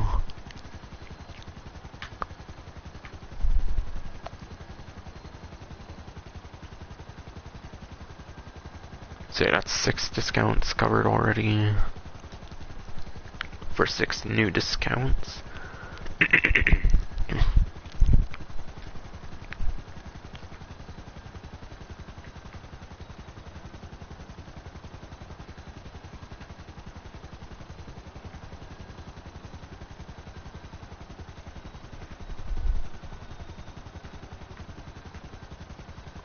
$190Z. Again, the Karen 190Z is a discount for Prime Gaming. It's an 80% discount, I think, for Prime Gaming on the 190Z. And it's not one of those Doomsday Heist vehicles that have... It's not one of the Doomsday Heist vehicles that has machine guns on it. It's just like a regular Doomsday Heist vehicle with no weapon options on it. And I don't recall it being good performance, so I probably wouldn't get that one. I don't feel it's all that worth it. But obviously it's the best price it's probably going to be, so if you really want it, definitely get it.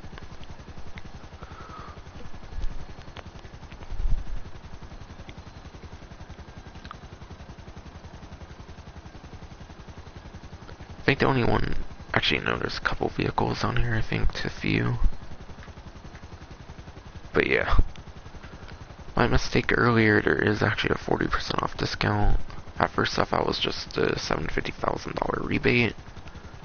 But no. There's a 40% off discount and there's a $750,000 rebate. So you get $750,000 back at some point out of the 1.3 mil that you can spend on it. And yeah. Shotaro's the #1 lifetime in terms of motorcycles.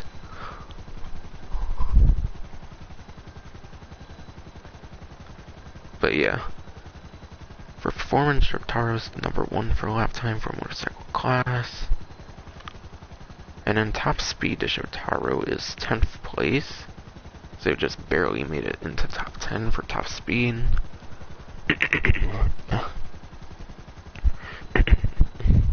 But yeah. Pretty decent performance on it for sure, being #1 for lifetime. Lifetime is what you'll have in most races. Most races are mainly lifetimes, so obviously a very worthy purchase, I'd say for sure.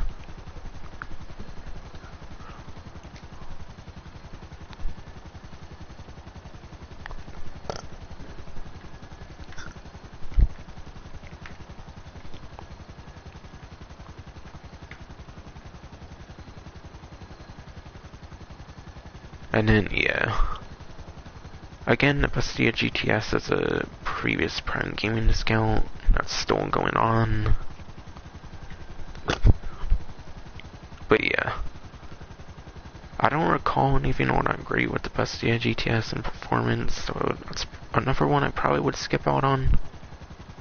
Unless you really want the vehicle, then this is probably going to be the lowest price it ever gets, pretty much, so might as well get it. If that's the case.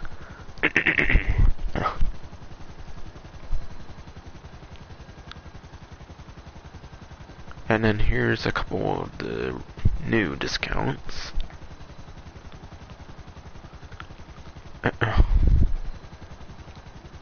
So this will cover another 6 discounts, I think.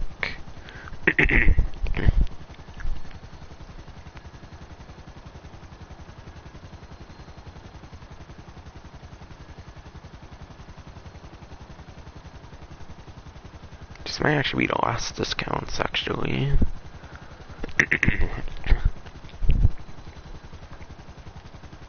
But yeah. ENS Cognoscetti and ENS Cognoscetti Armored. But yeah. I'm not really going to talk about performance on these because there is the armored versions. I'll just talk more about capabilities, I suppose. But yeah.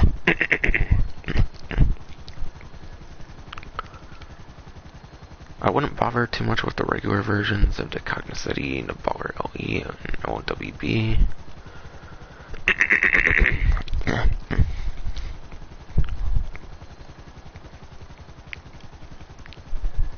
Obviously the versions I would get would be the armored versions, which allows for taking a single explosive.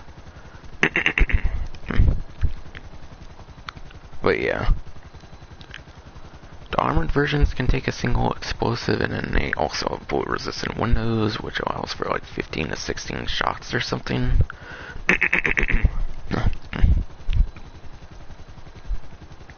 So yeah. You have okay bullet protection and okay explosive resistance, but they're not that great. And yeah, because there's useful variants of those, I'm not going to really cover their lifetime top speed.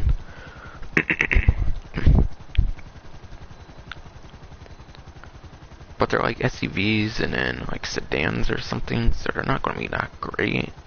I doubt those race types are being that common compared to like supercar races and whatnot, for example. So obviously I would go for the armored versions.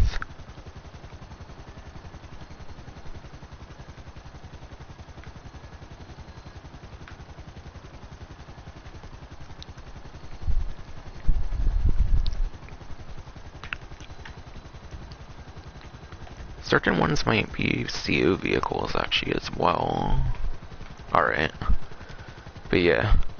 If you get the armored Baller LELWB, which is 40% off right now, then you can actually spawn it as a free CO vehicle instead of having to pay a small fee, which is pretty nice. So that's on discount. You can also get that as a CO vehicle. Armored Cognoscenti as well is actually on here as well. So if you get the armored version, you can actually get it for free instead of paying a small fee again for CO vehicles, which obviously if you use them a lot, they will add up.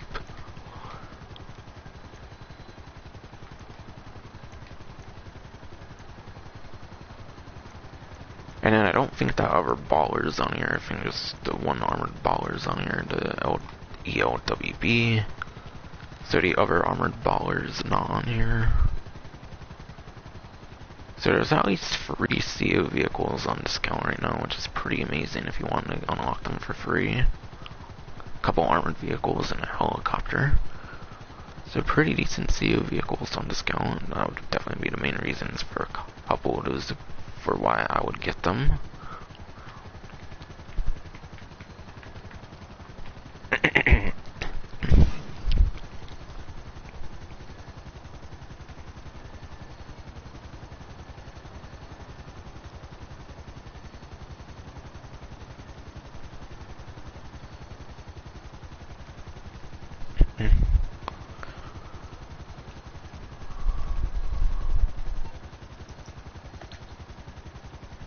And then there actually could be a couple more discounts, because I've been getting a couple Prime Gaming things popping up, even though it's not necessarily what's listed on the Rockstar News wire.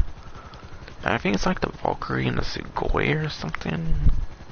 So if the Valkyrie is on discount, then I guess there's some more Prime Gaming discounts that were added, but the other ones I guess would still be going. But yeah. Okay, I think it was a mistake on their part.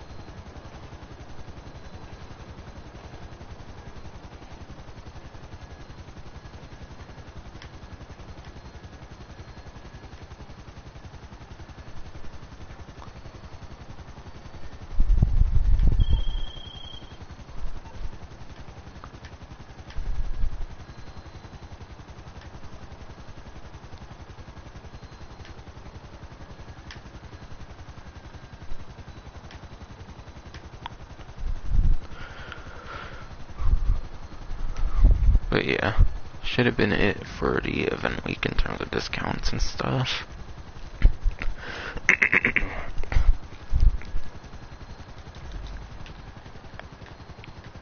But yeah, should have been. But yeah, should have been it in terms of discounts and whatnot for the event week. Event week's okay, not necessarily that great. At least there's a new content edition with the deadline maps. So at least for a content edition standpoint, it's one of the better event weeks. But in terms of the opportunities, the best thing really is real life missions. And hangars not a great business, it's practically the worst business, so event week could have been better, but it's not a bad event week by any extent. And at least there's content editions.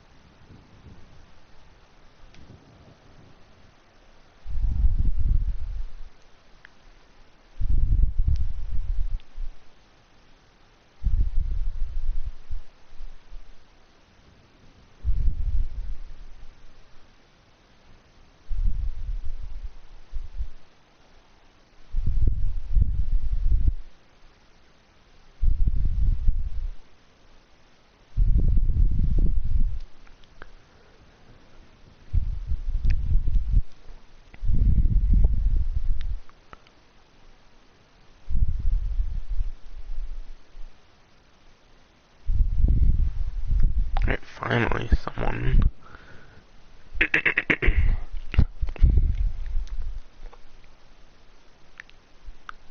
Alright, number one.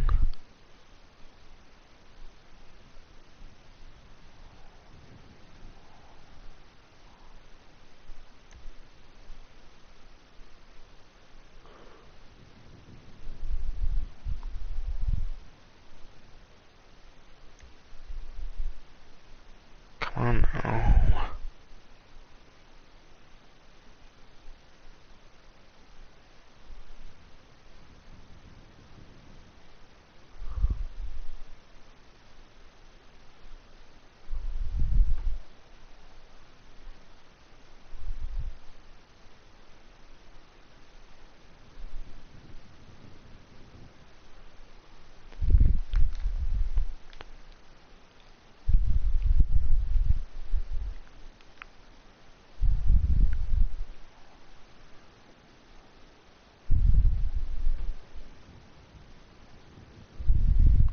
Hell no, I'm not extending the time. That one over 30 seconds would make a difference.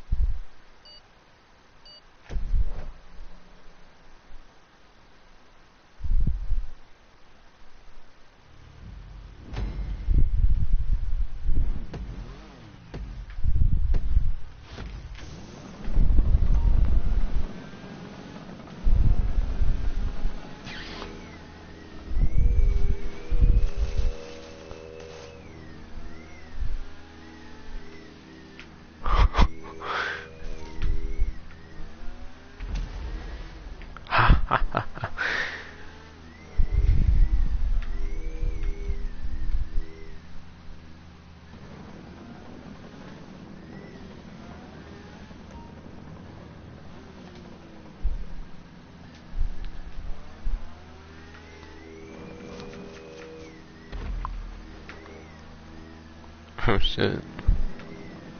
I found there's different lives and stuff.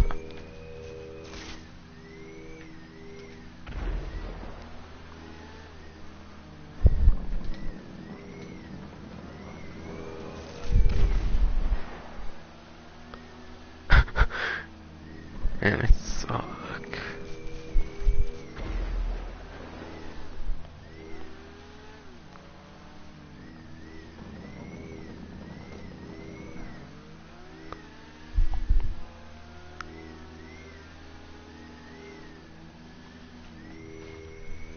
Oh my god.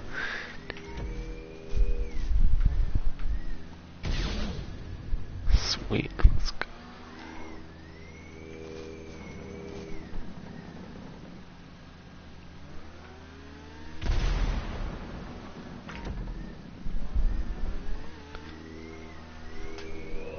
Shit, no.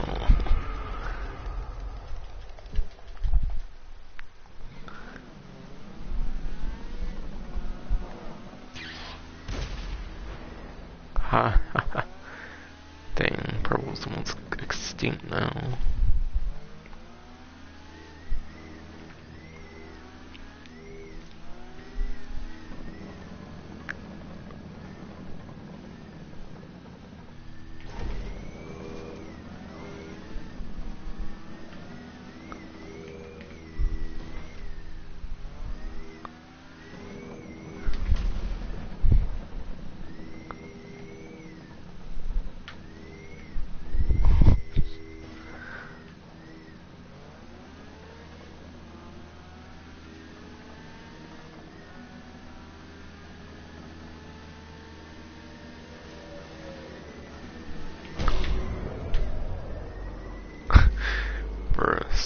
user left, man. Not our fault, y'all. Not our fault, you sucked ass.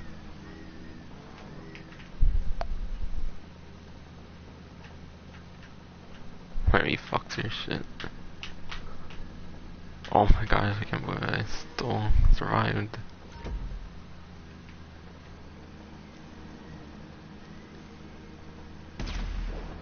Oh shit.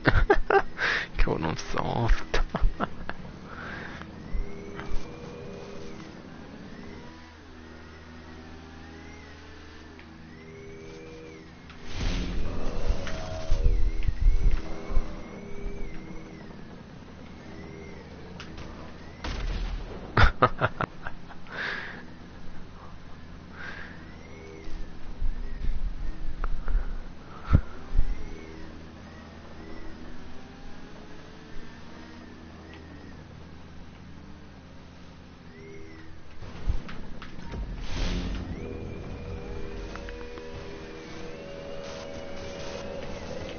Oh fuck.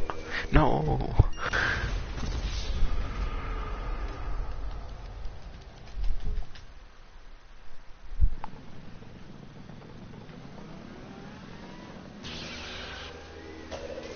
What the fuck? I swore he disappeared there, but whatever.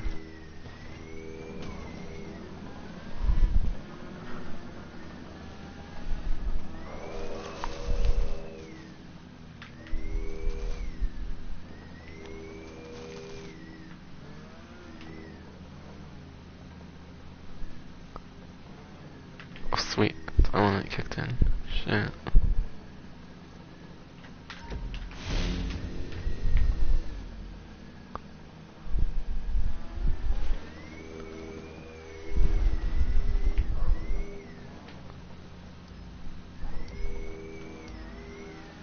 I win.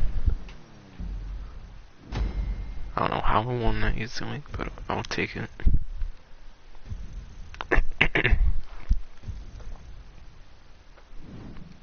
Guess there's a bunch of low IQ intellectuals that joined there.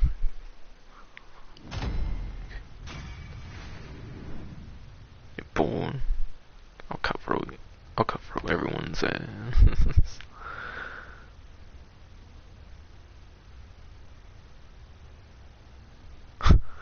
Mark 2 is their tag, like, bro.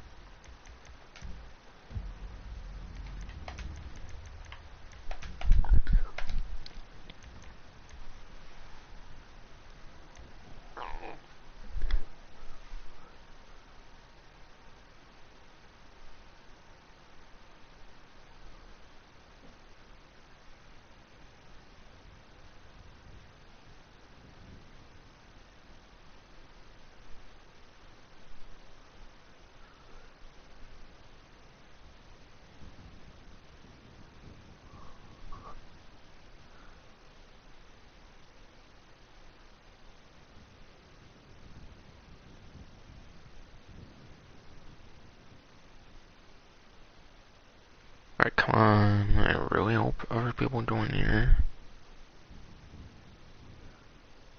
The school is full. Can't nowhere near as bad as that purple person, but yeah.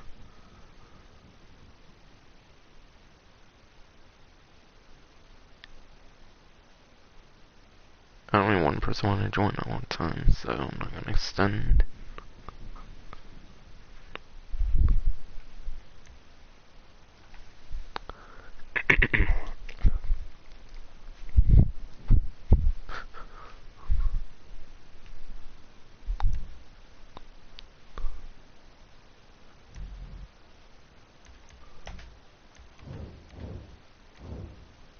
But yeah.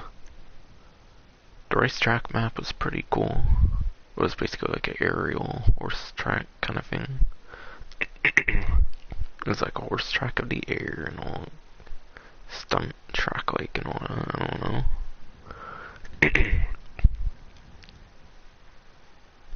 Not gonna care to share much of my opinion on the maps, to be fair, but yeah. Unless they're like really spectacular, but I highly doubt it.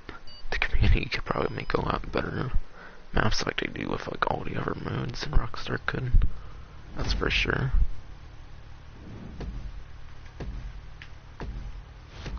Shit, this one has Maze Bank, it's okay.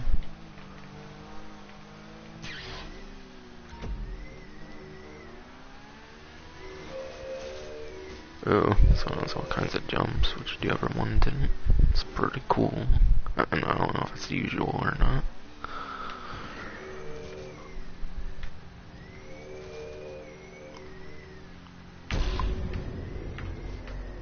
It kinda lagged, it seems, but... Oh my god. Oh, I can't believe I made it.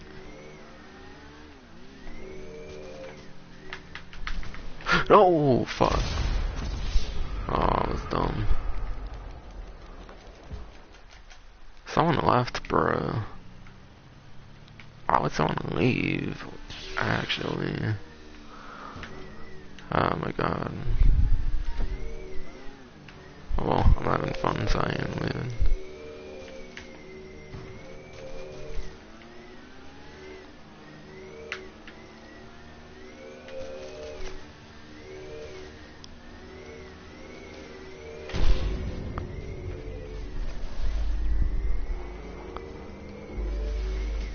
Damn, no.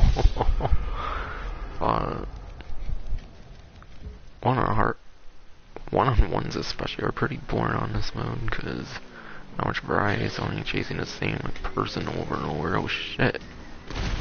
Ah, yes. Karma boy. I guess. I don't know. I don't know what to say, so I'm just saying whatever comes to mind, I guess. Cause like they're just simple like maps of an adversary mode.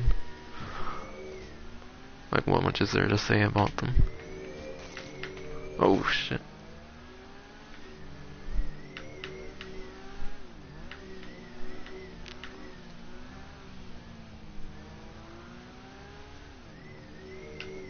Oh fuck.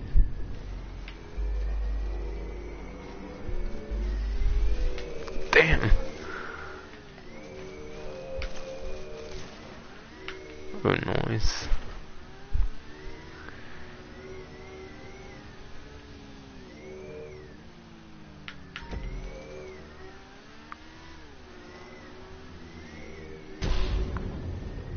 Turn around. I'm gonna die. Damn. Oh, never mind. I guess not.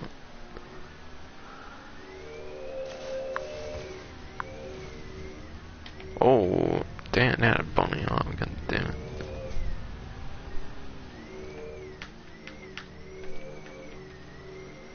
I was about to say they're stupid or something.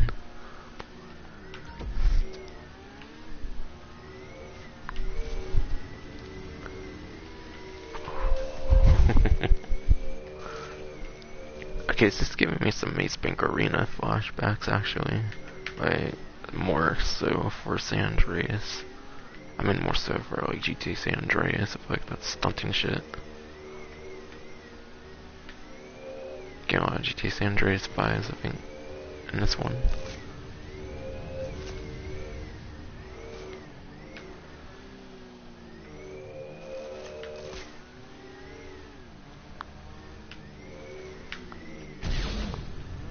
Oh, wow, that was too early, damn it.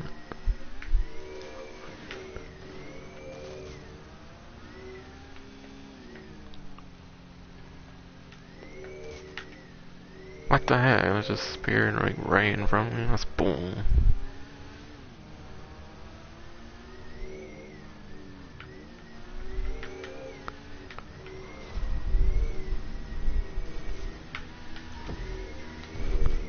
Oh my god. No, what? That would have just fucked me up harder. Unless that was someone else's zoned. Unless that was their zoned or some shit. I guess it's already getting kind of boring, damn it. Okay, I don't get it. Okay, I'm not even sure I want to do good in this. Oh, shit. Yes. Ah. Still lost though, but still. Damn it.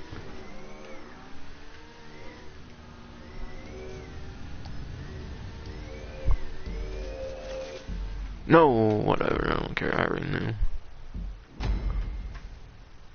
Fine. Fine game, I don't care. Shit already got boring in the first place because someone left in the middle of it. Of course. As always.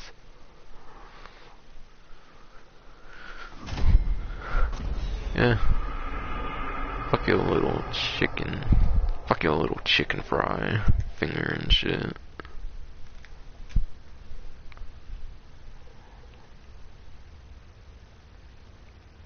Okay, that's fucking bullshit. I should've got 12,000, but whatever.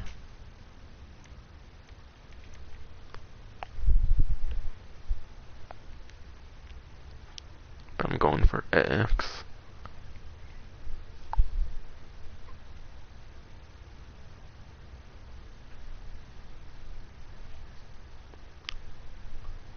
Okay, does this fool not know what to vote or what?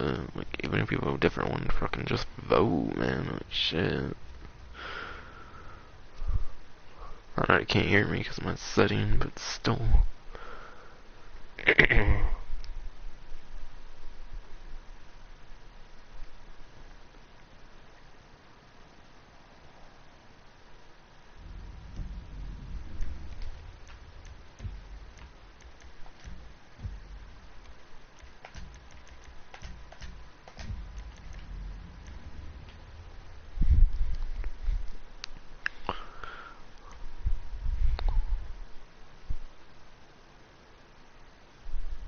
Hopefully this time if people actually join, they fucking stay this time.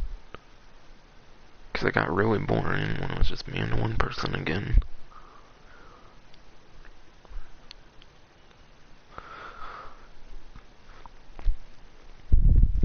Okay, cool, leave, I don't care. I had someone better anyways. Okay, and it kinda kicked my ass though, but I didn't mean it that way. I'm in more in this stay in a like lobby kind of thing.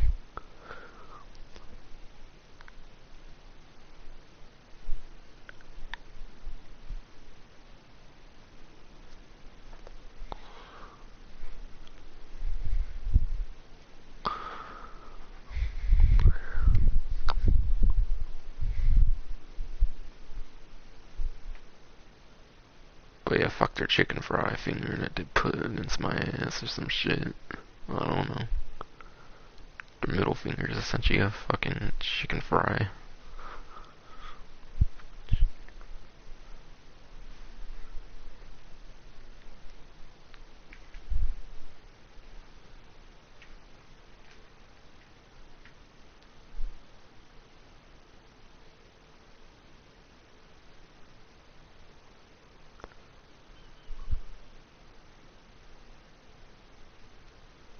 Come on, game, I know you can do it.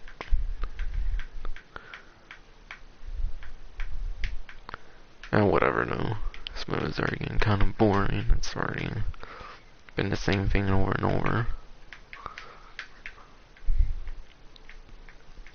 Danny and I felt that same way with like the horse and stunt races. At least stunt races are quite different. Right, the maps kind of are too, but the power-ups are all the same, and then most of this other stuff are the same.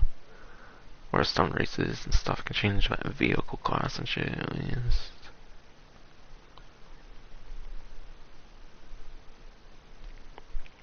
So screw it. I mean, just call it quits at some point.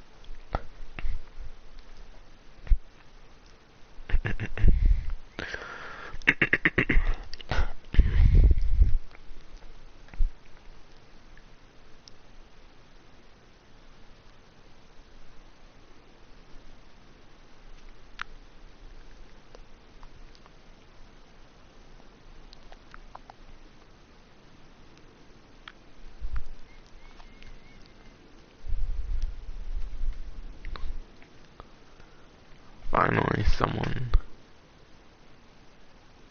It's better not be that same quitter, like, from before or whatever. Alright, 2 in a row, sure. I don't know, I feel that name seems familiar. I don't remember though.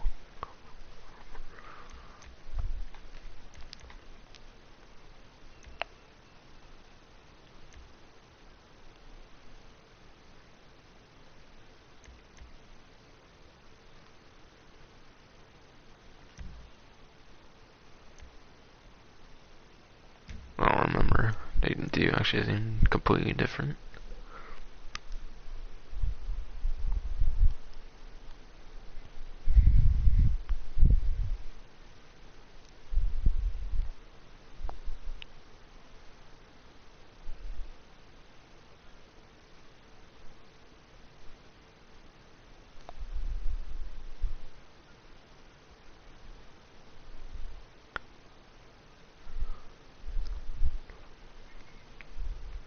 Really? Come on.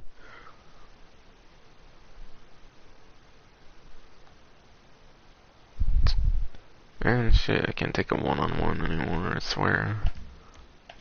Oh, come on. I was gonna leave, but whatever.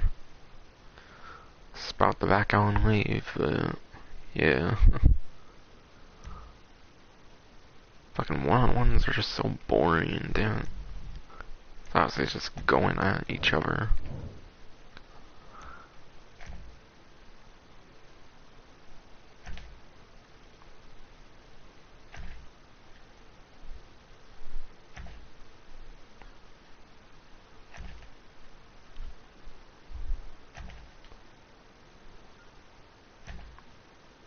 I was trying to see if a fourth one would finally fucking join, but nope, of course not.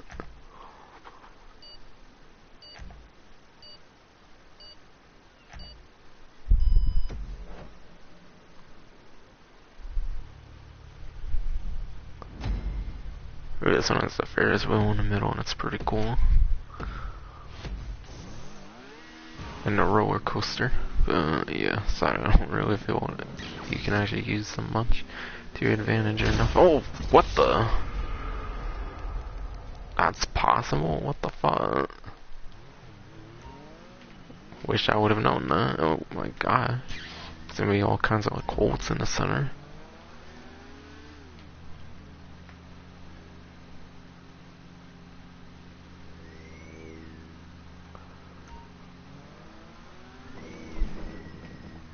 Oh, not again. Oh my god. No way. Okay, I'm not used to this map, man.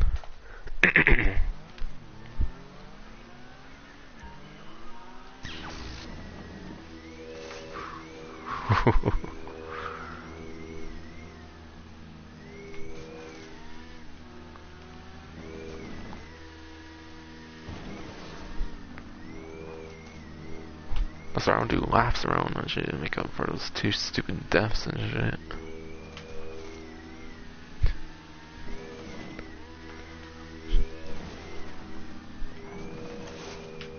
This is some fun parkour in this one actually.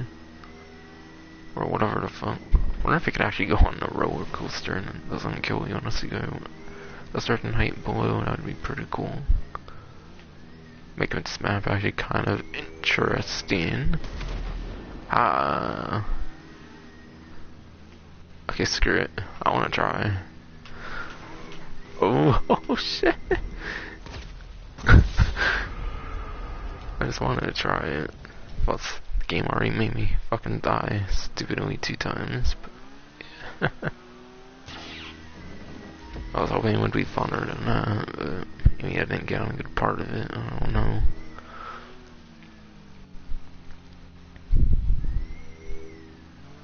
Too bad you can't just fucking. Too bad you can't just fuck around in the arena solo. That'd be cool if you could just fuck around with Shotaro solo and all that. Have it like some kind of parkour kind of shit or something. Man, that bitch has his own to me.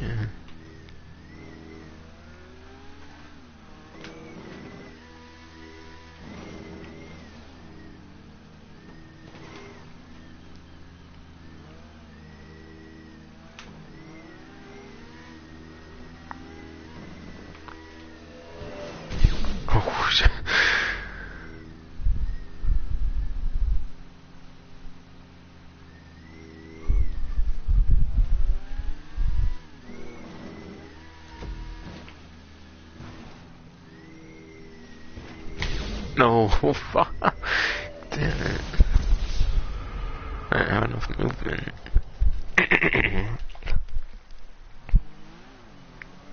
Man, this one's killing me too much, I swear. It's been pretty enjoyable regardless.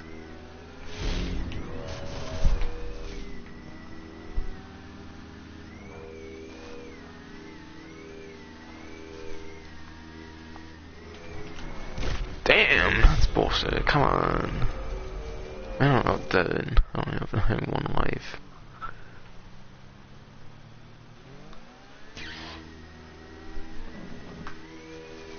All these holes and shit though, I swear.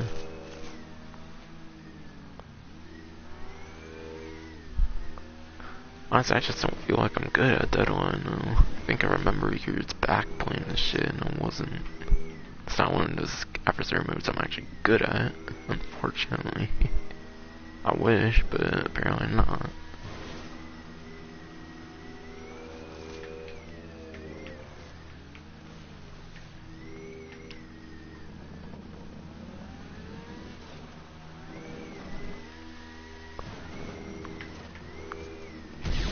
Ah, boy.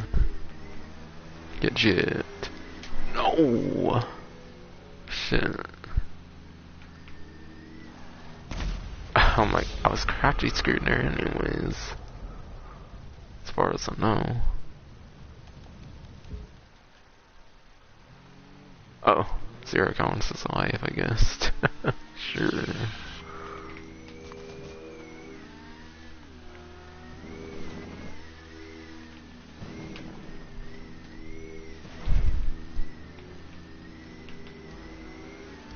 Whatever. Damn. Get ruined my fun.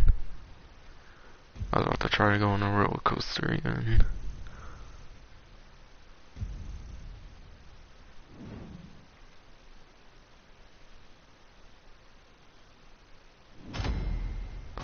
I dislike this job, I'm kidding. It's my fault.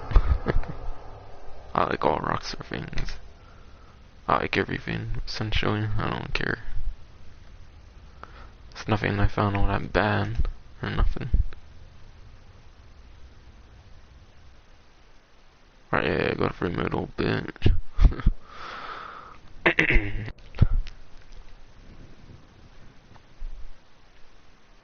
Nah, I'm kidding. Obviously people got other things to do and shit, so I don't care too much. But yeah, I'm not good at this mode. I swear I'm definitely not. And I don't know how I would be good at this mode. Feels you need fucking luck and shit. Just feels like a bunch of back and forth and all that nonsense. Maybe I just don't get it entirely, I don't know.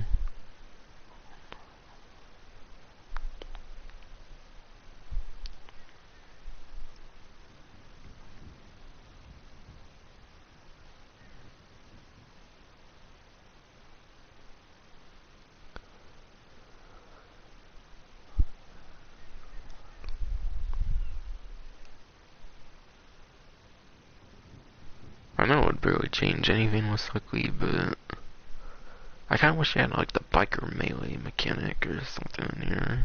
At least for these 7 new maps have the like biker melee. I'm pretty sure Deadline was in the bikers update, obviously. So they could have done that even with the original maps. Because you never know, there might be situations where 2 people are like moving their vehicles against each other, but none of them are in the lines or some shit. It would be cool to be able to just hit people with like a melee weapon or something. That's another way of like killing people or something. Cause like the lines can be so annoying sometimes.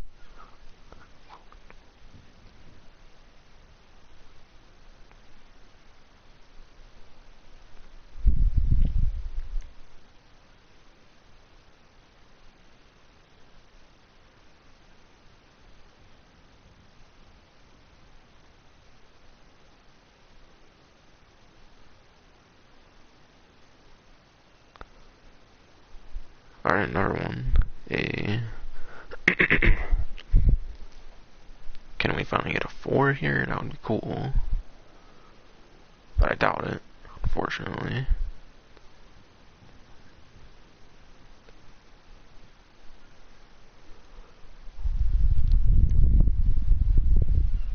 Oh my god. What's the point of even joining if you just left right away full?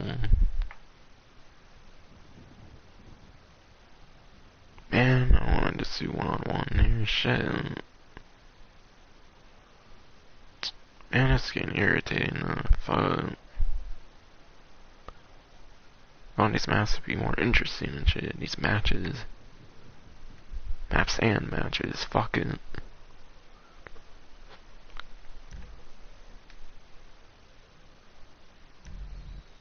And shit, I don't care. Fuck this game.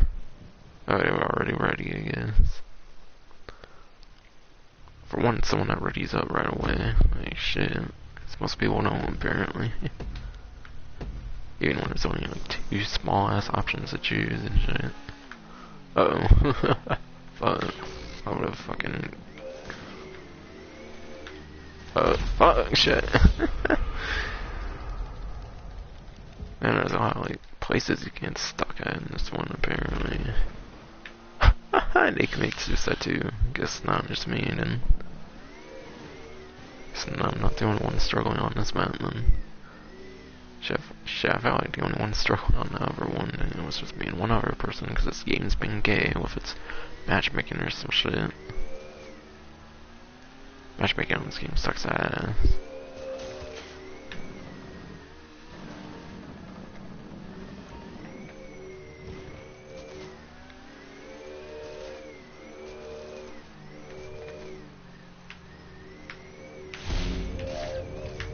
Oh shit.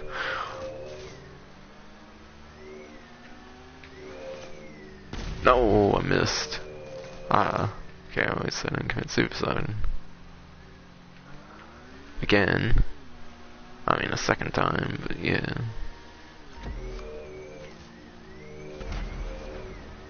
Oh damn, I commit suicide again, gee.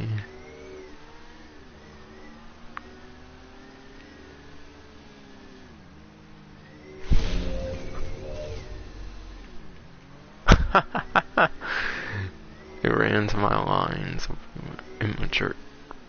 They ran into my lines so prematurely.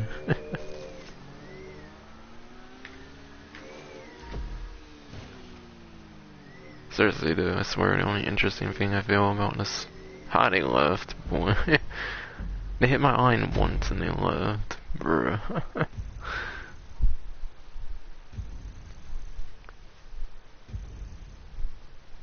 Fucking pussy, man. I swear.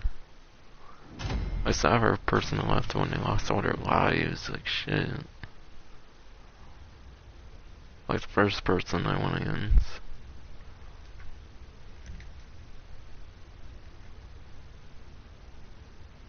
Shoot, what was this one? Was that X? Shit, I don't know. I kinda forgot which one I'm on. God damn it.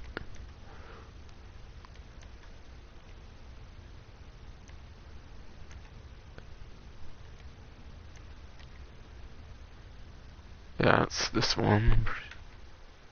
Shit, damn it. Whatever. Shit.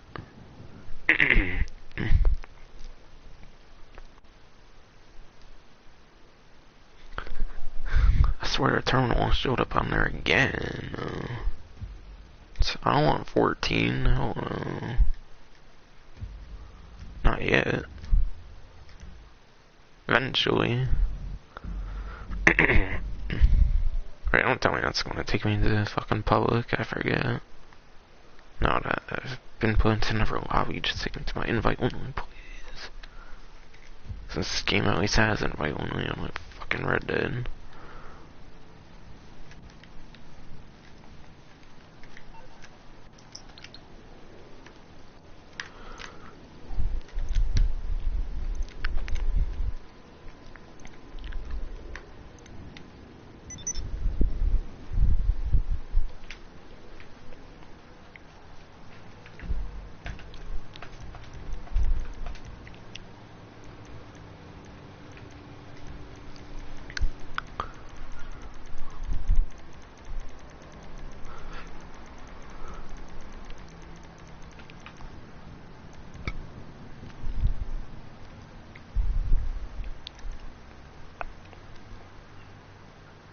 Damn, I knew it was this one, kind of. I just couldn't think because it put the same fucking map on there again for some reason.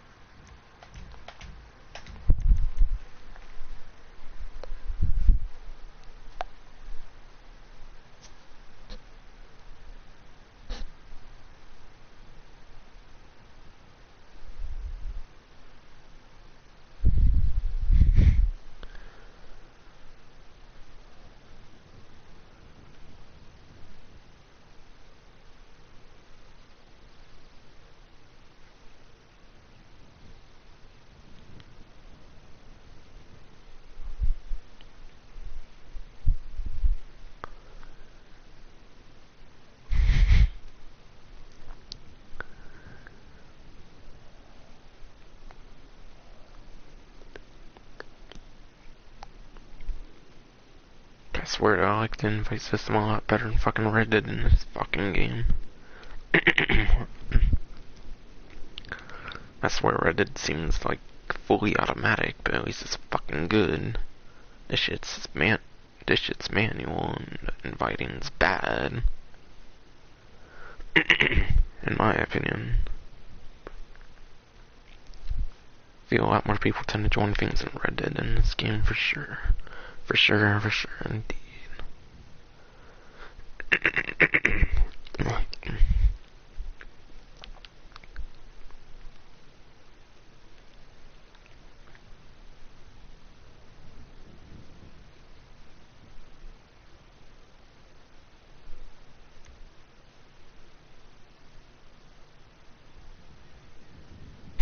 Boy. Getting Cayo high looking at his character out of there then.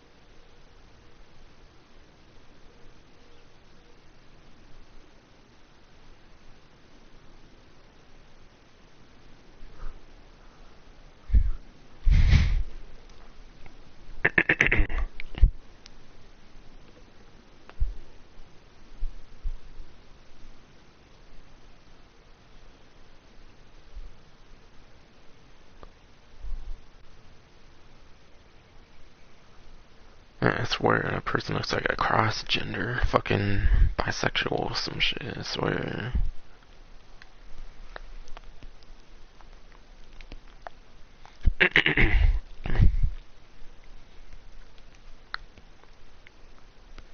Oh shit, I forgot the timer. It was about to expire. Whatever. If I can't even get 4 in like a minute, it's not worth extending, I feel.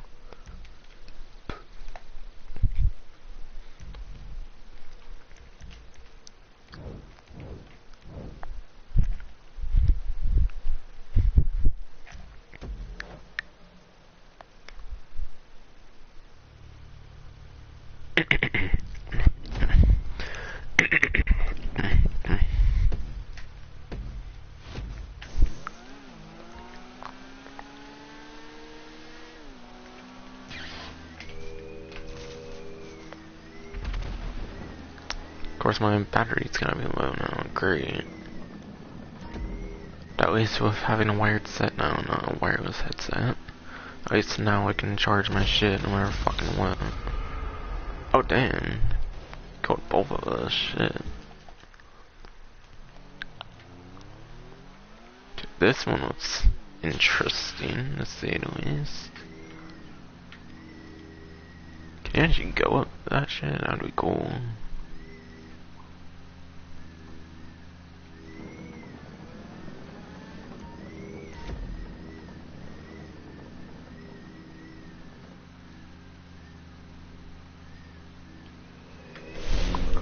Shit, oh.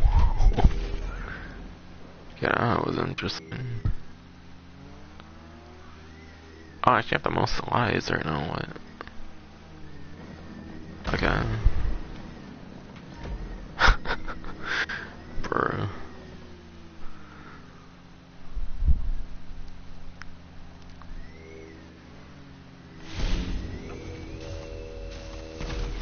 Ah, sorry, you couldn't bunny hop in time, fool. Sweet for killing me earlier.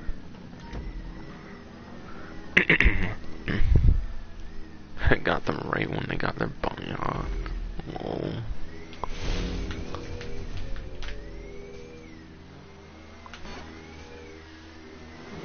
No, damn. Shit. Oh, okay.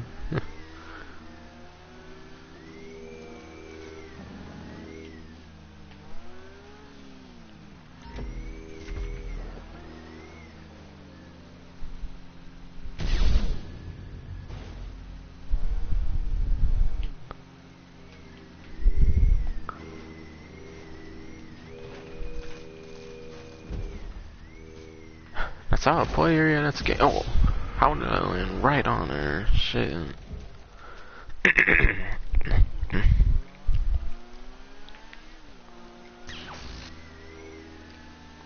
Fall spots, of course, I went around their line, so dead line.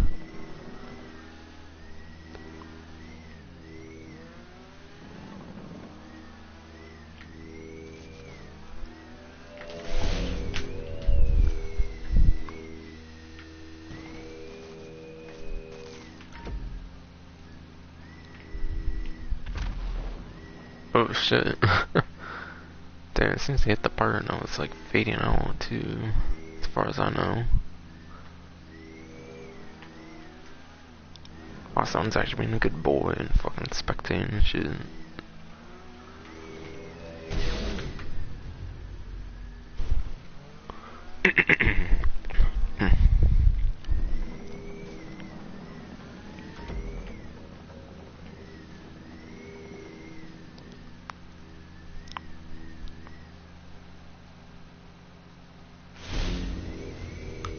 Oh, oh shoot.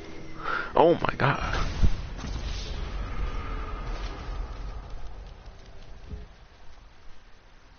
Okay, hazards are definitely pretty interesting on this one, being all raised up and shit.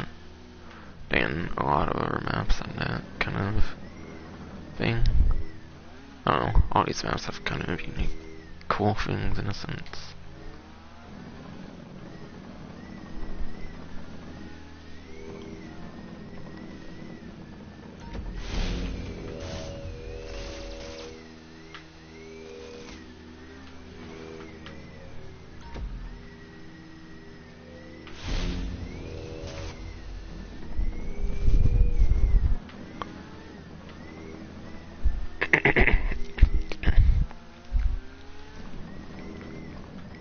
I'm gonna try to just stay alive, honestly, because I'm already ahead. Oh my, no, it's not cool. I want to see a sudden death though, because I think there's a sudden death in this mode if I recall.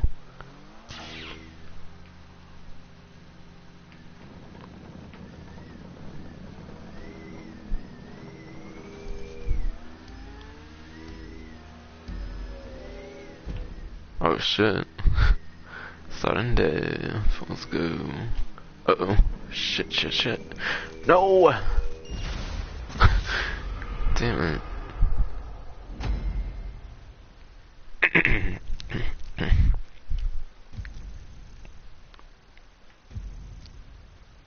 Wonder if it went all the way through, if they would have got like extra money or some shit.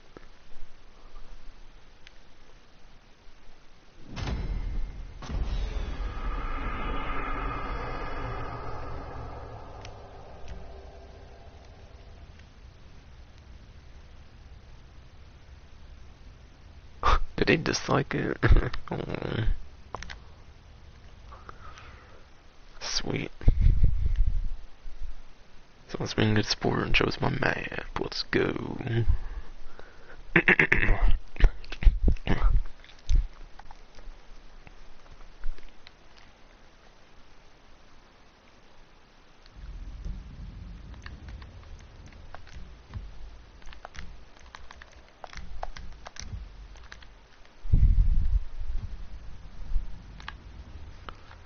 Really, bro? Come on.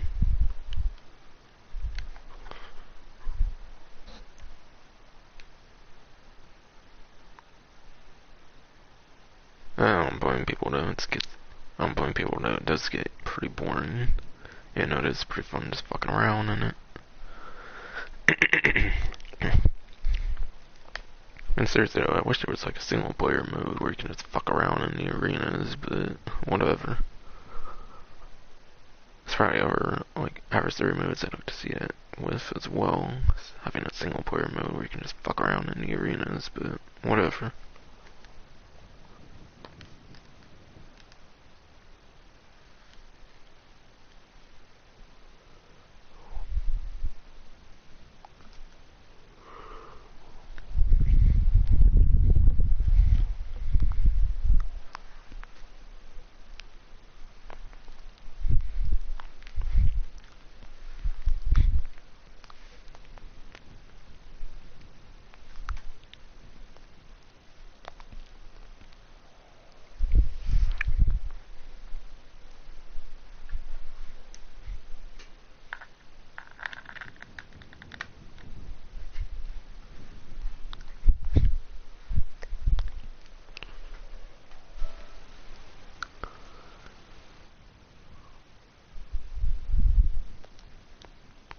I thought I saw a prof member for a second. I thought I saw like a prof member from Professional. It was like crew or something. Professional hasn't played GTA in forever though, so I don't know how active it is these days, but yeah. It's cool seeing Professional play like older GTAs and stuff though. That's for sure.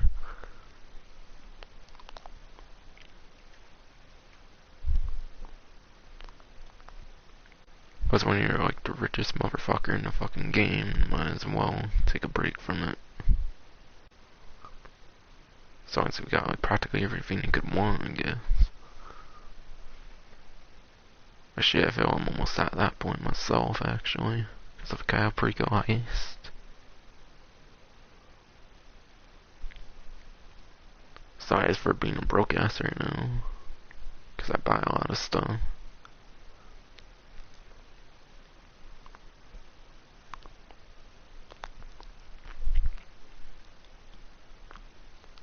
Bought my ass a mobile a couple days ago, actually. One of the only 2 planes I needed still for to have this proper customization and hanger.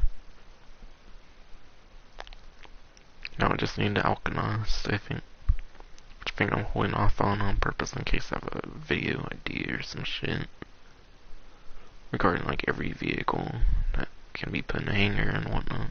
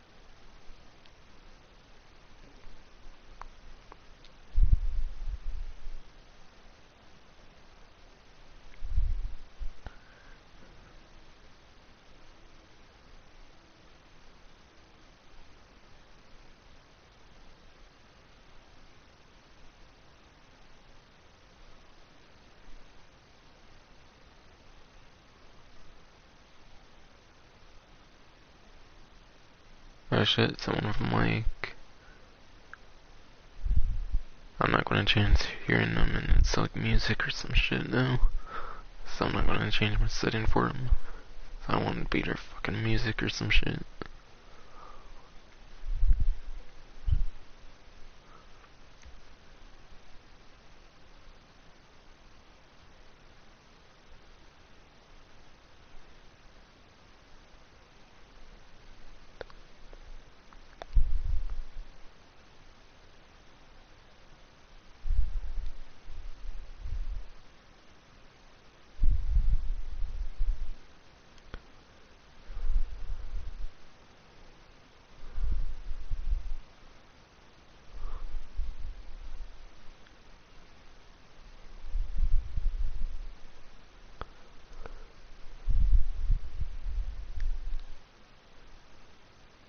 Wow, how come there's no timer that shows up?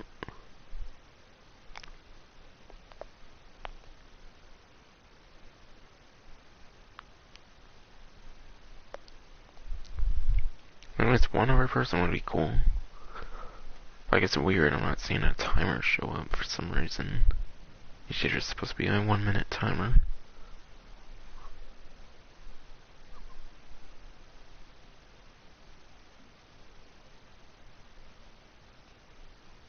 Maybe that means there's a fourth or something, I don't know.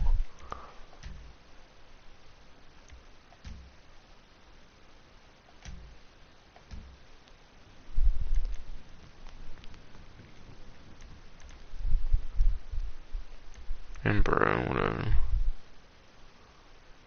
Guess I'll start now. I'm tired of waiting for a fourth dent.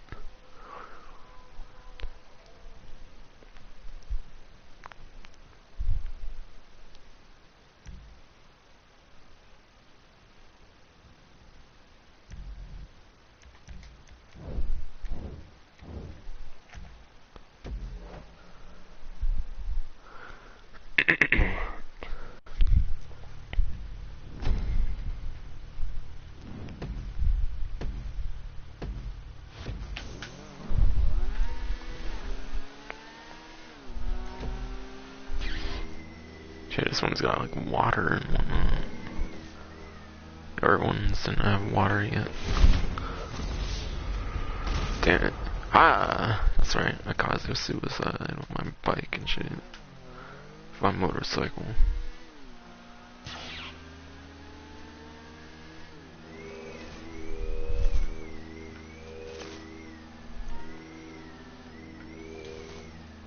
Sorry, but nah, as cool as the top down is to like cool throwback to like the 2D GTA games. As cool of a throwback as it is to 2D GTA games from way back in like the 90s or some shit. As cool as that is, I don't think that's really worth doing. Top down is just gonna get me killed with stuff. That's for damn sure. Oh fuck. I was about to say, OJ kinda wanna fuck around in the water there. But yeah, I was expecting just kills, damn it. I didn't expect any different. Yeah, I didn't expect any different or anything though. So,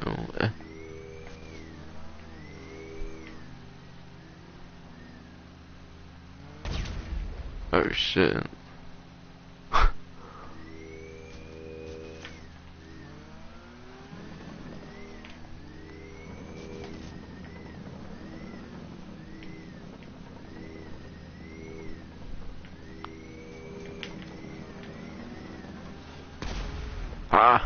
I didn't have nowhere to go. Shit, I'm winning somehow.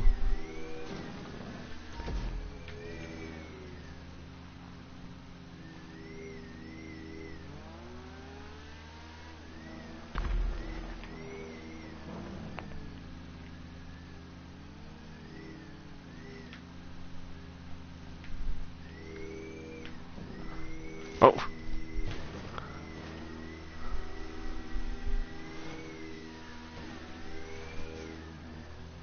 Oh shit. They committed suicide, bro.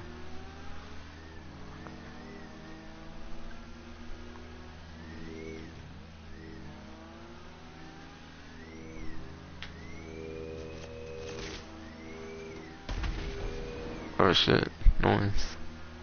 I eliminated him from the game. Oh wait. Oh.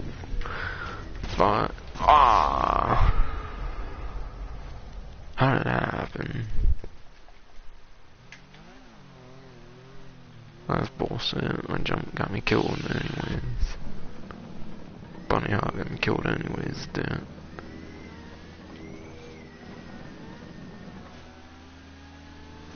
Boy, I say a fucking BMX, just call it a jump rock, sorry, goddamn it. Just call it a jump boost or some shit, I don't know. Oh, shoot.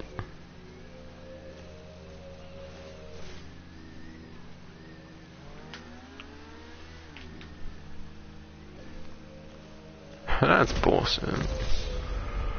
How did they appear out there for a second? On my screen and then they were still on the ground, so on the stun track, so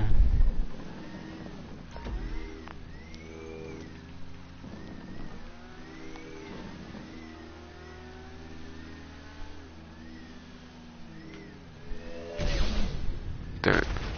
Oh, okay, I'll take it. Not sure how that happened, but I guess I'll take it. Fellas, I'll take it indeed. Oh shoot. Oh.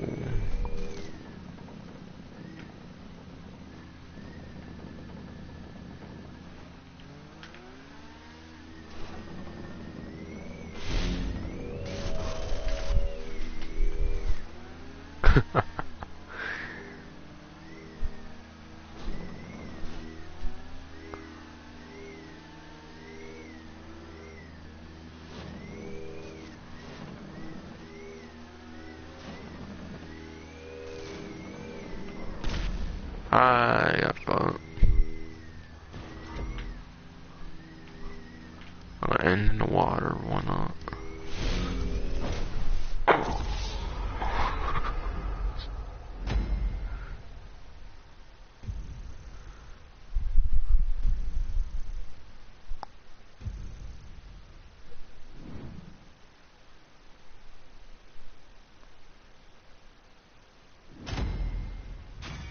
Boy.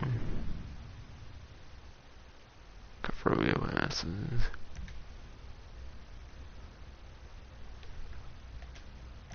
Yes. Alright, sweet. Man, that's why I always want the free mode, damn it. Kidding.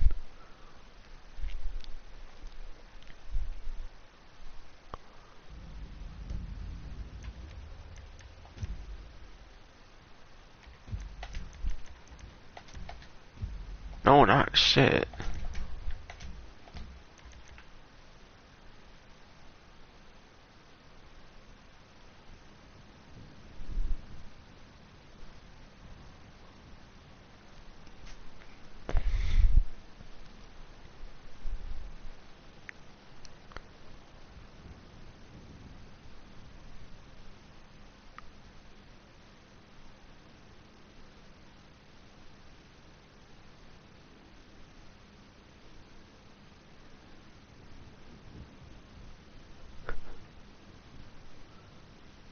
Bro. Bro was gonna point join in the first place then. Like, obviously it's gonna take time to get more people. It's gonna just do one-on-one gay shit. I wasn't doing some one-on-one gay shit, no. Oh damn. Have some competition with the rank here. One of they're legitimate, because I'm legitimate. That's for damn sure. Bruh. Why even join? We're just gonna leave. Damn.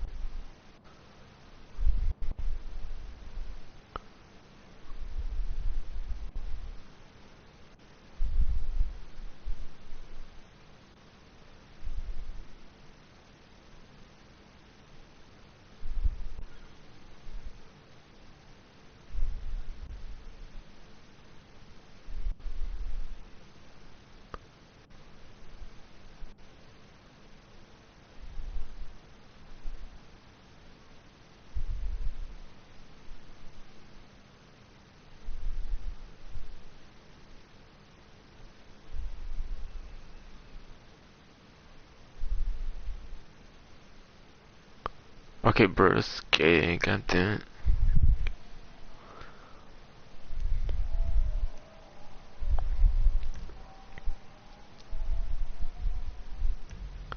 Bro, I don't like to look up the character, man, shit.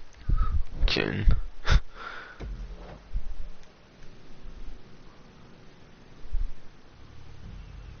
I'm not the biggest fan of the look of their character, but it still doesn't bother me or anything. Ah, this is lame. Like, why don't they use the windmills? Seriously, they should have used the windmills, though. Like, seriously. They should put the windmills in. They should put this whole map in, like, the middle of all the fucking windmills, or a couple of them or something. Like, how fun would it be to have to dodge the spinning blades of the windmills in some parts? I swear. No, every time I do a map here, they underutilize the windmills. I feel almost every time I put a map here, they always underutilize the windmills, though.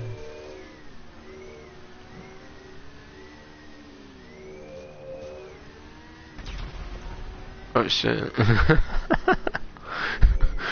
Bro. Honestly, this map's probably the most disappointing. This is the one I expected the most potential with, quite frankly. Once I saw Ron alternate wind farm, I thought there was going to be more potential to it, but no, apparently not. Oh, God.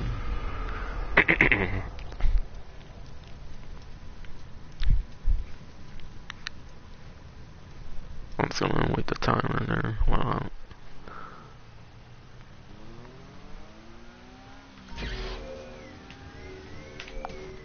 Oh, shit. Oh, that's a fast fall.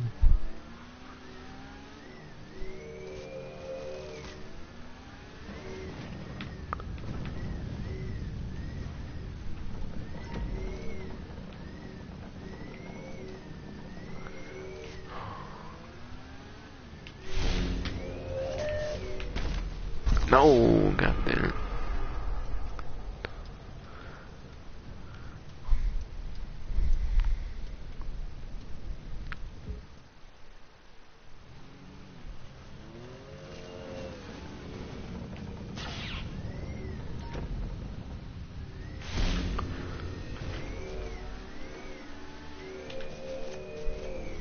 What the fuck? No, I'm losing. What the fuck?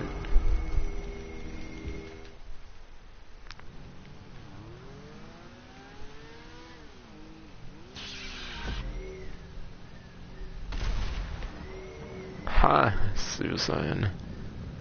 Oh. I guess.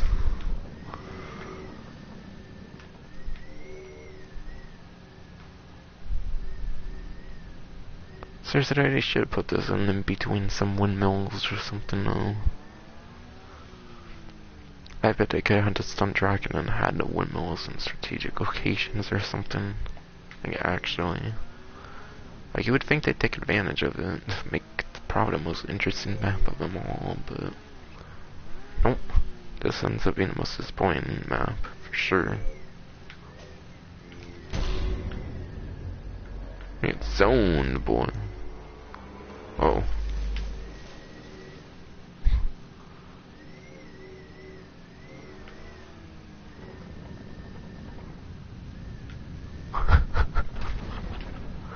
Oh shit. I knew it.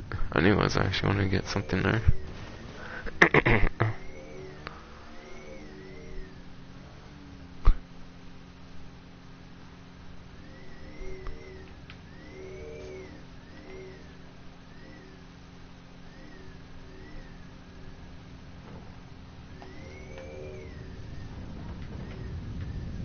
Oh shit, Spire down there. Pretty sure falling down there is obviously death though, even if not in the fire.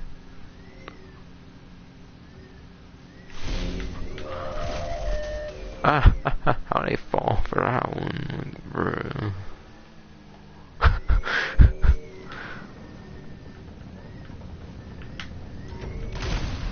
Oh damn, you can suicide. I swear though, just railing gives extra lives. I swear I had 2, but now I have 3. I'm confused. Oh shit. Oh no, God.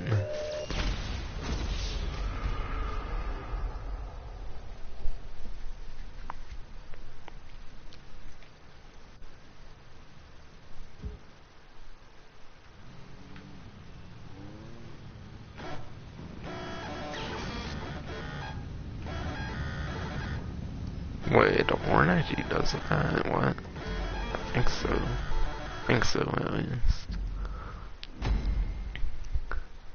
I swear that was the most disappointing map, though. Of course, the last map had to be the most disappointing. Like, you would think they would have utilized actual, like, windmills in the area, but no. Fucking disappointing, like, actually.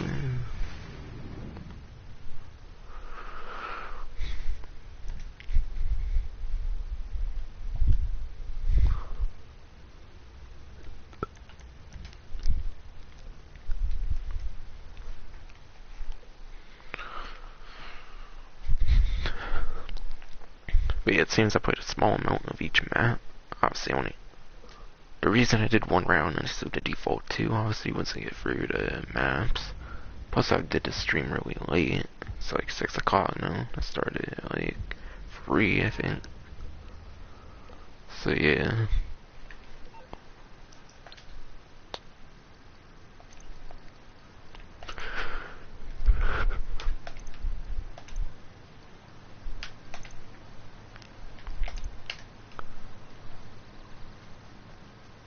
Man, I don't know, like, what my favorite map would be.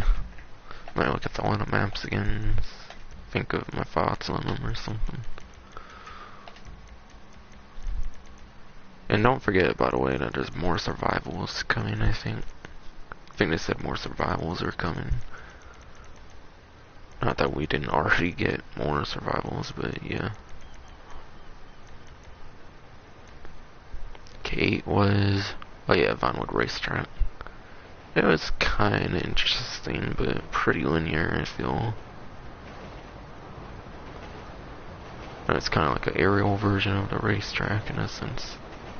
So I guess it kinda made sense being simple for that one.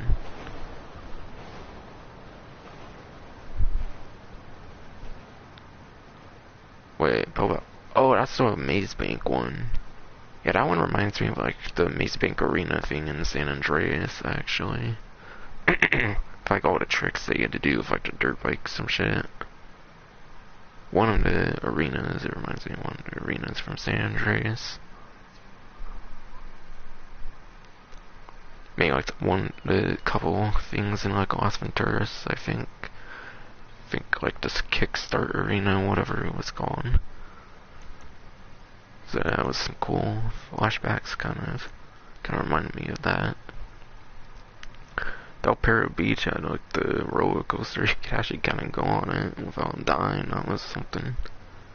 Had a lot of holes though, so it was probably the most difficult one, I feel. There were more in the way than other holes and stuff.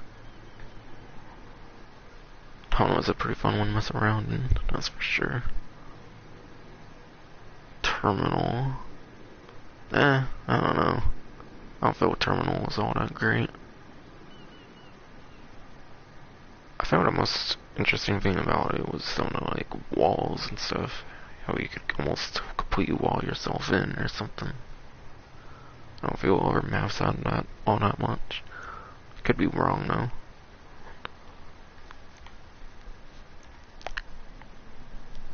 Cayo Observatory. If the thing would load, come on. Oh my god, why?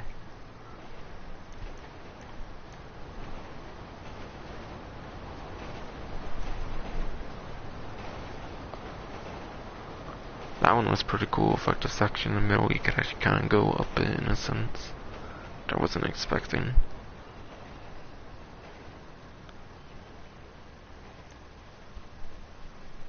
$13, what was this shitty one again? I don't know, I can't tell much about this one, I forget about it, actually. Wait, what? Nah, I could have sworn I did 12. Did I not do... Did I not do 13? Did I just do 12 and then 14? I don't know, the game might have just glitched up or something. Sometimes it doesn't recognize it with the check mark all that well, if I recall. I forget, honestly. And even then, I think I'm just done. It's like a 3-hour stream now. Which I wasn't necessarily expecting, but still. At least I actually played the game aside for just talking about the event week. But still, not much to want to play. Like, it's a lot of repetitive content in GTA Online, obviously. So it wouldn't be too interesting to play like the same stuff over and over again.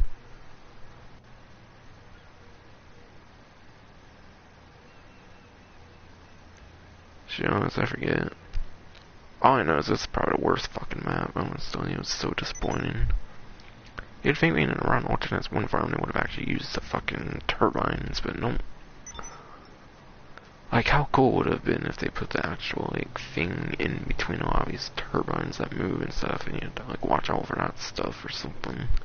Like, those blades are barely even that thick and shit, if you think about it, even when they rotate. Like, that was pretty disappointing, not gonna lie. The last map was definitely the most disappointing. That's for sure. And probably Maze Bank 1 was my favorite. Like I said, it reminds me of the, like, Kickstart arena from, like, Las Venturas, I think, in San Andreas. Give me some flashbacks to that. I know it's nowhere near similar to that, I'm pretty sure, but still. That's what it reminds me most of, I feel. But anyways, that's gonna be it for the stream. Next stream is gonna be the Red Dead Online event week stream, or I don't know. For all I know, the DLC could be on. I might have to double stream today. I might start that stream very late today. Whereas this one was very early today. Anyways, that's gonna be it for the stream. I'm expecting this an event week too. I'm not necessarily expecting the DLC to have dropped today for Red Dead. But yeah, that's finally be it for the stream. Hope you enjoyed.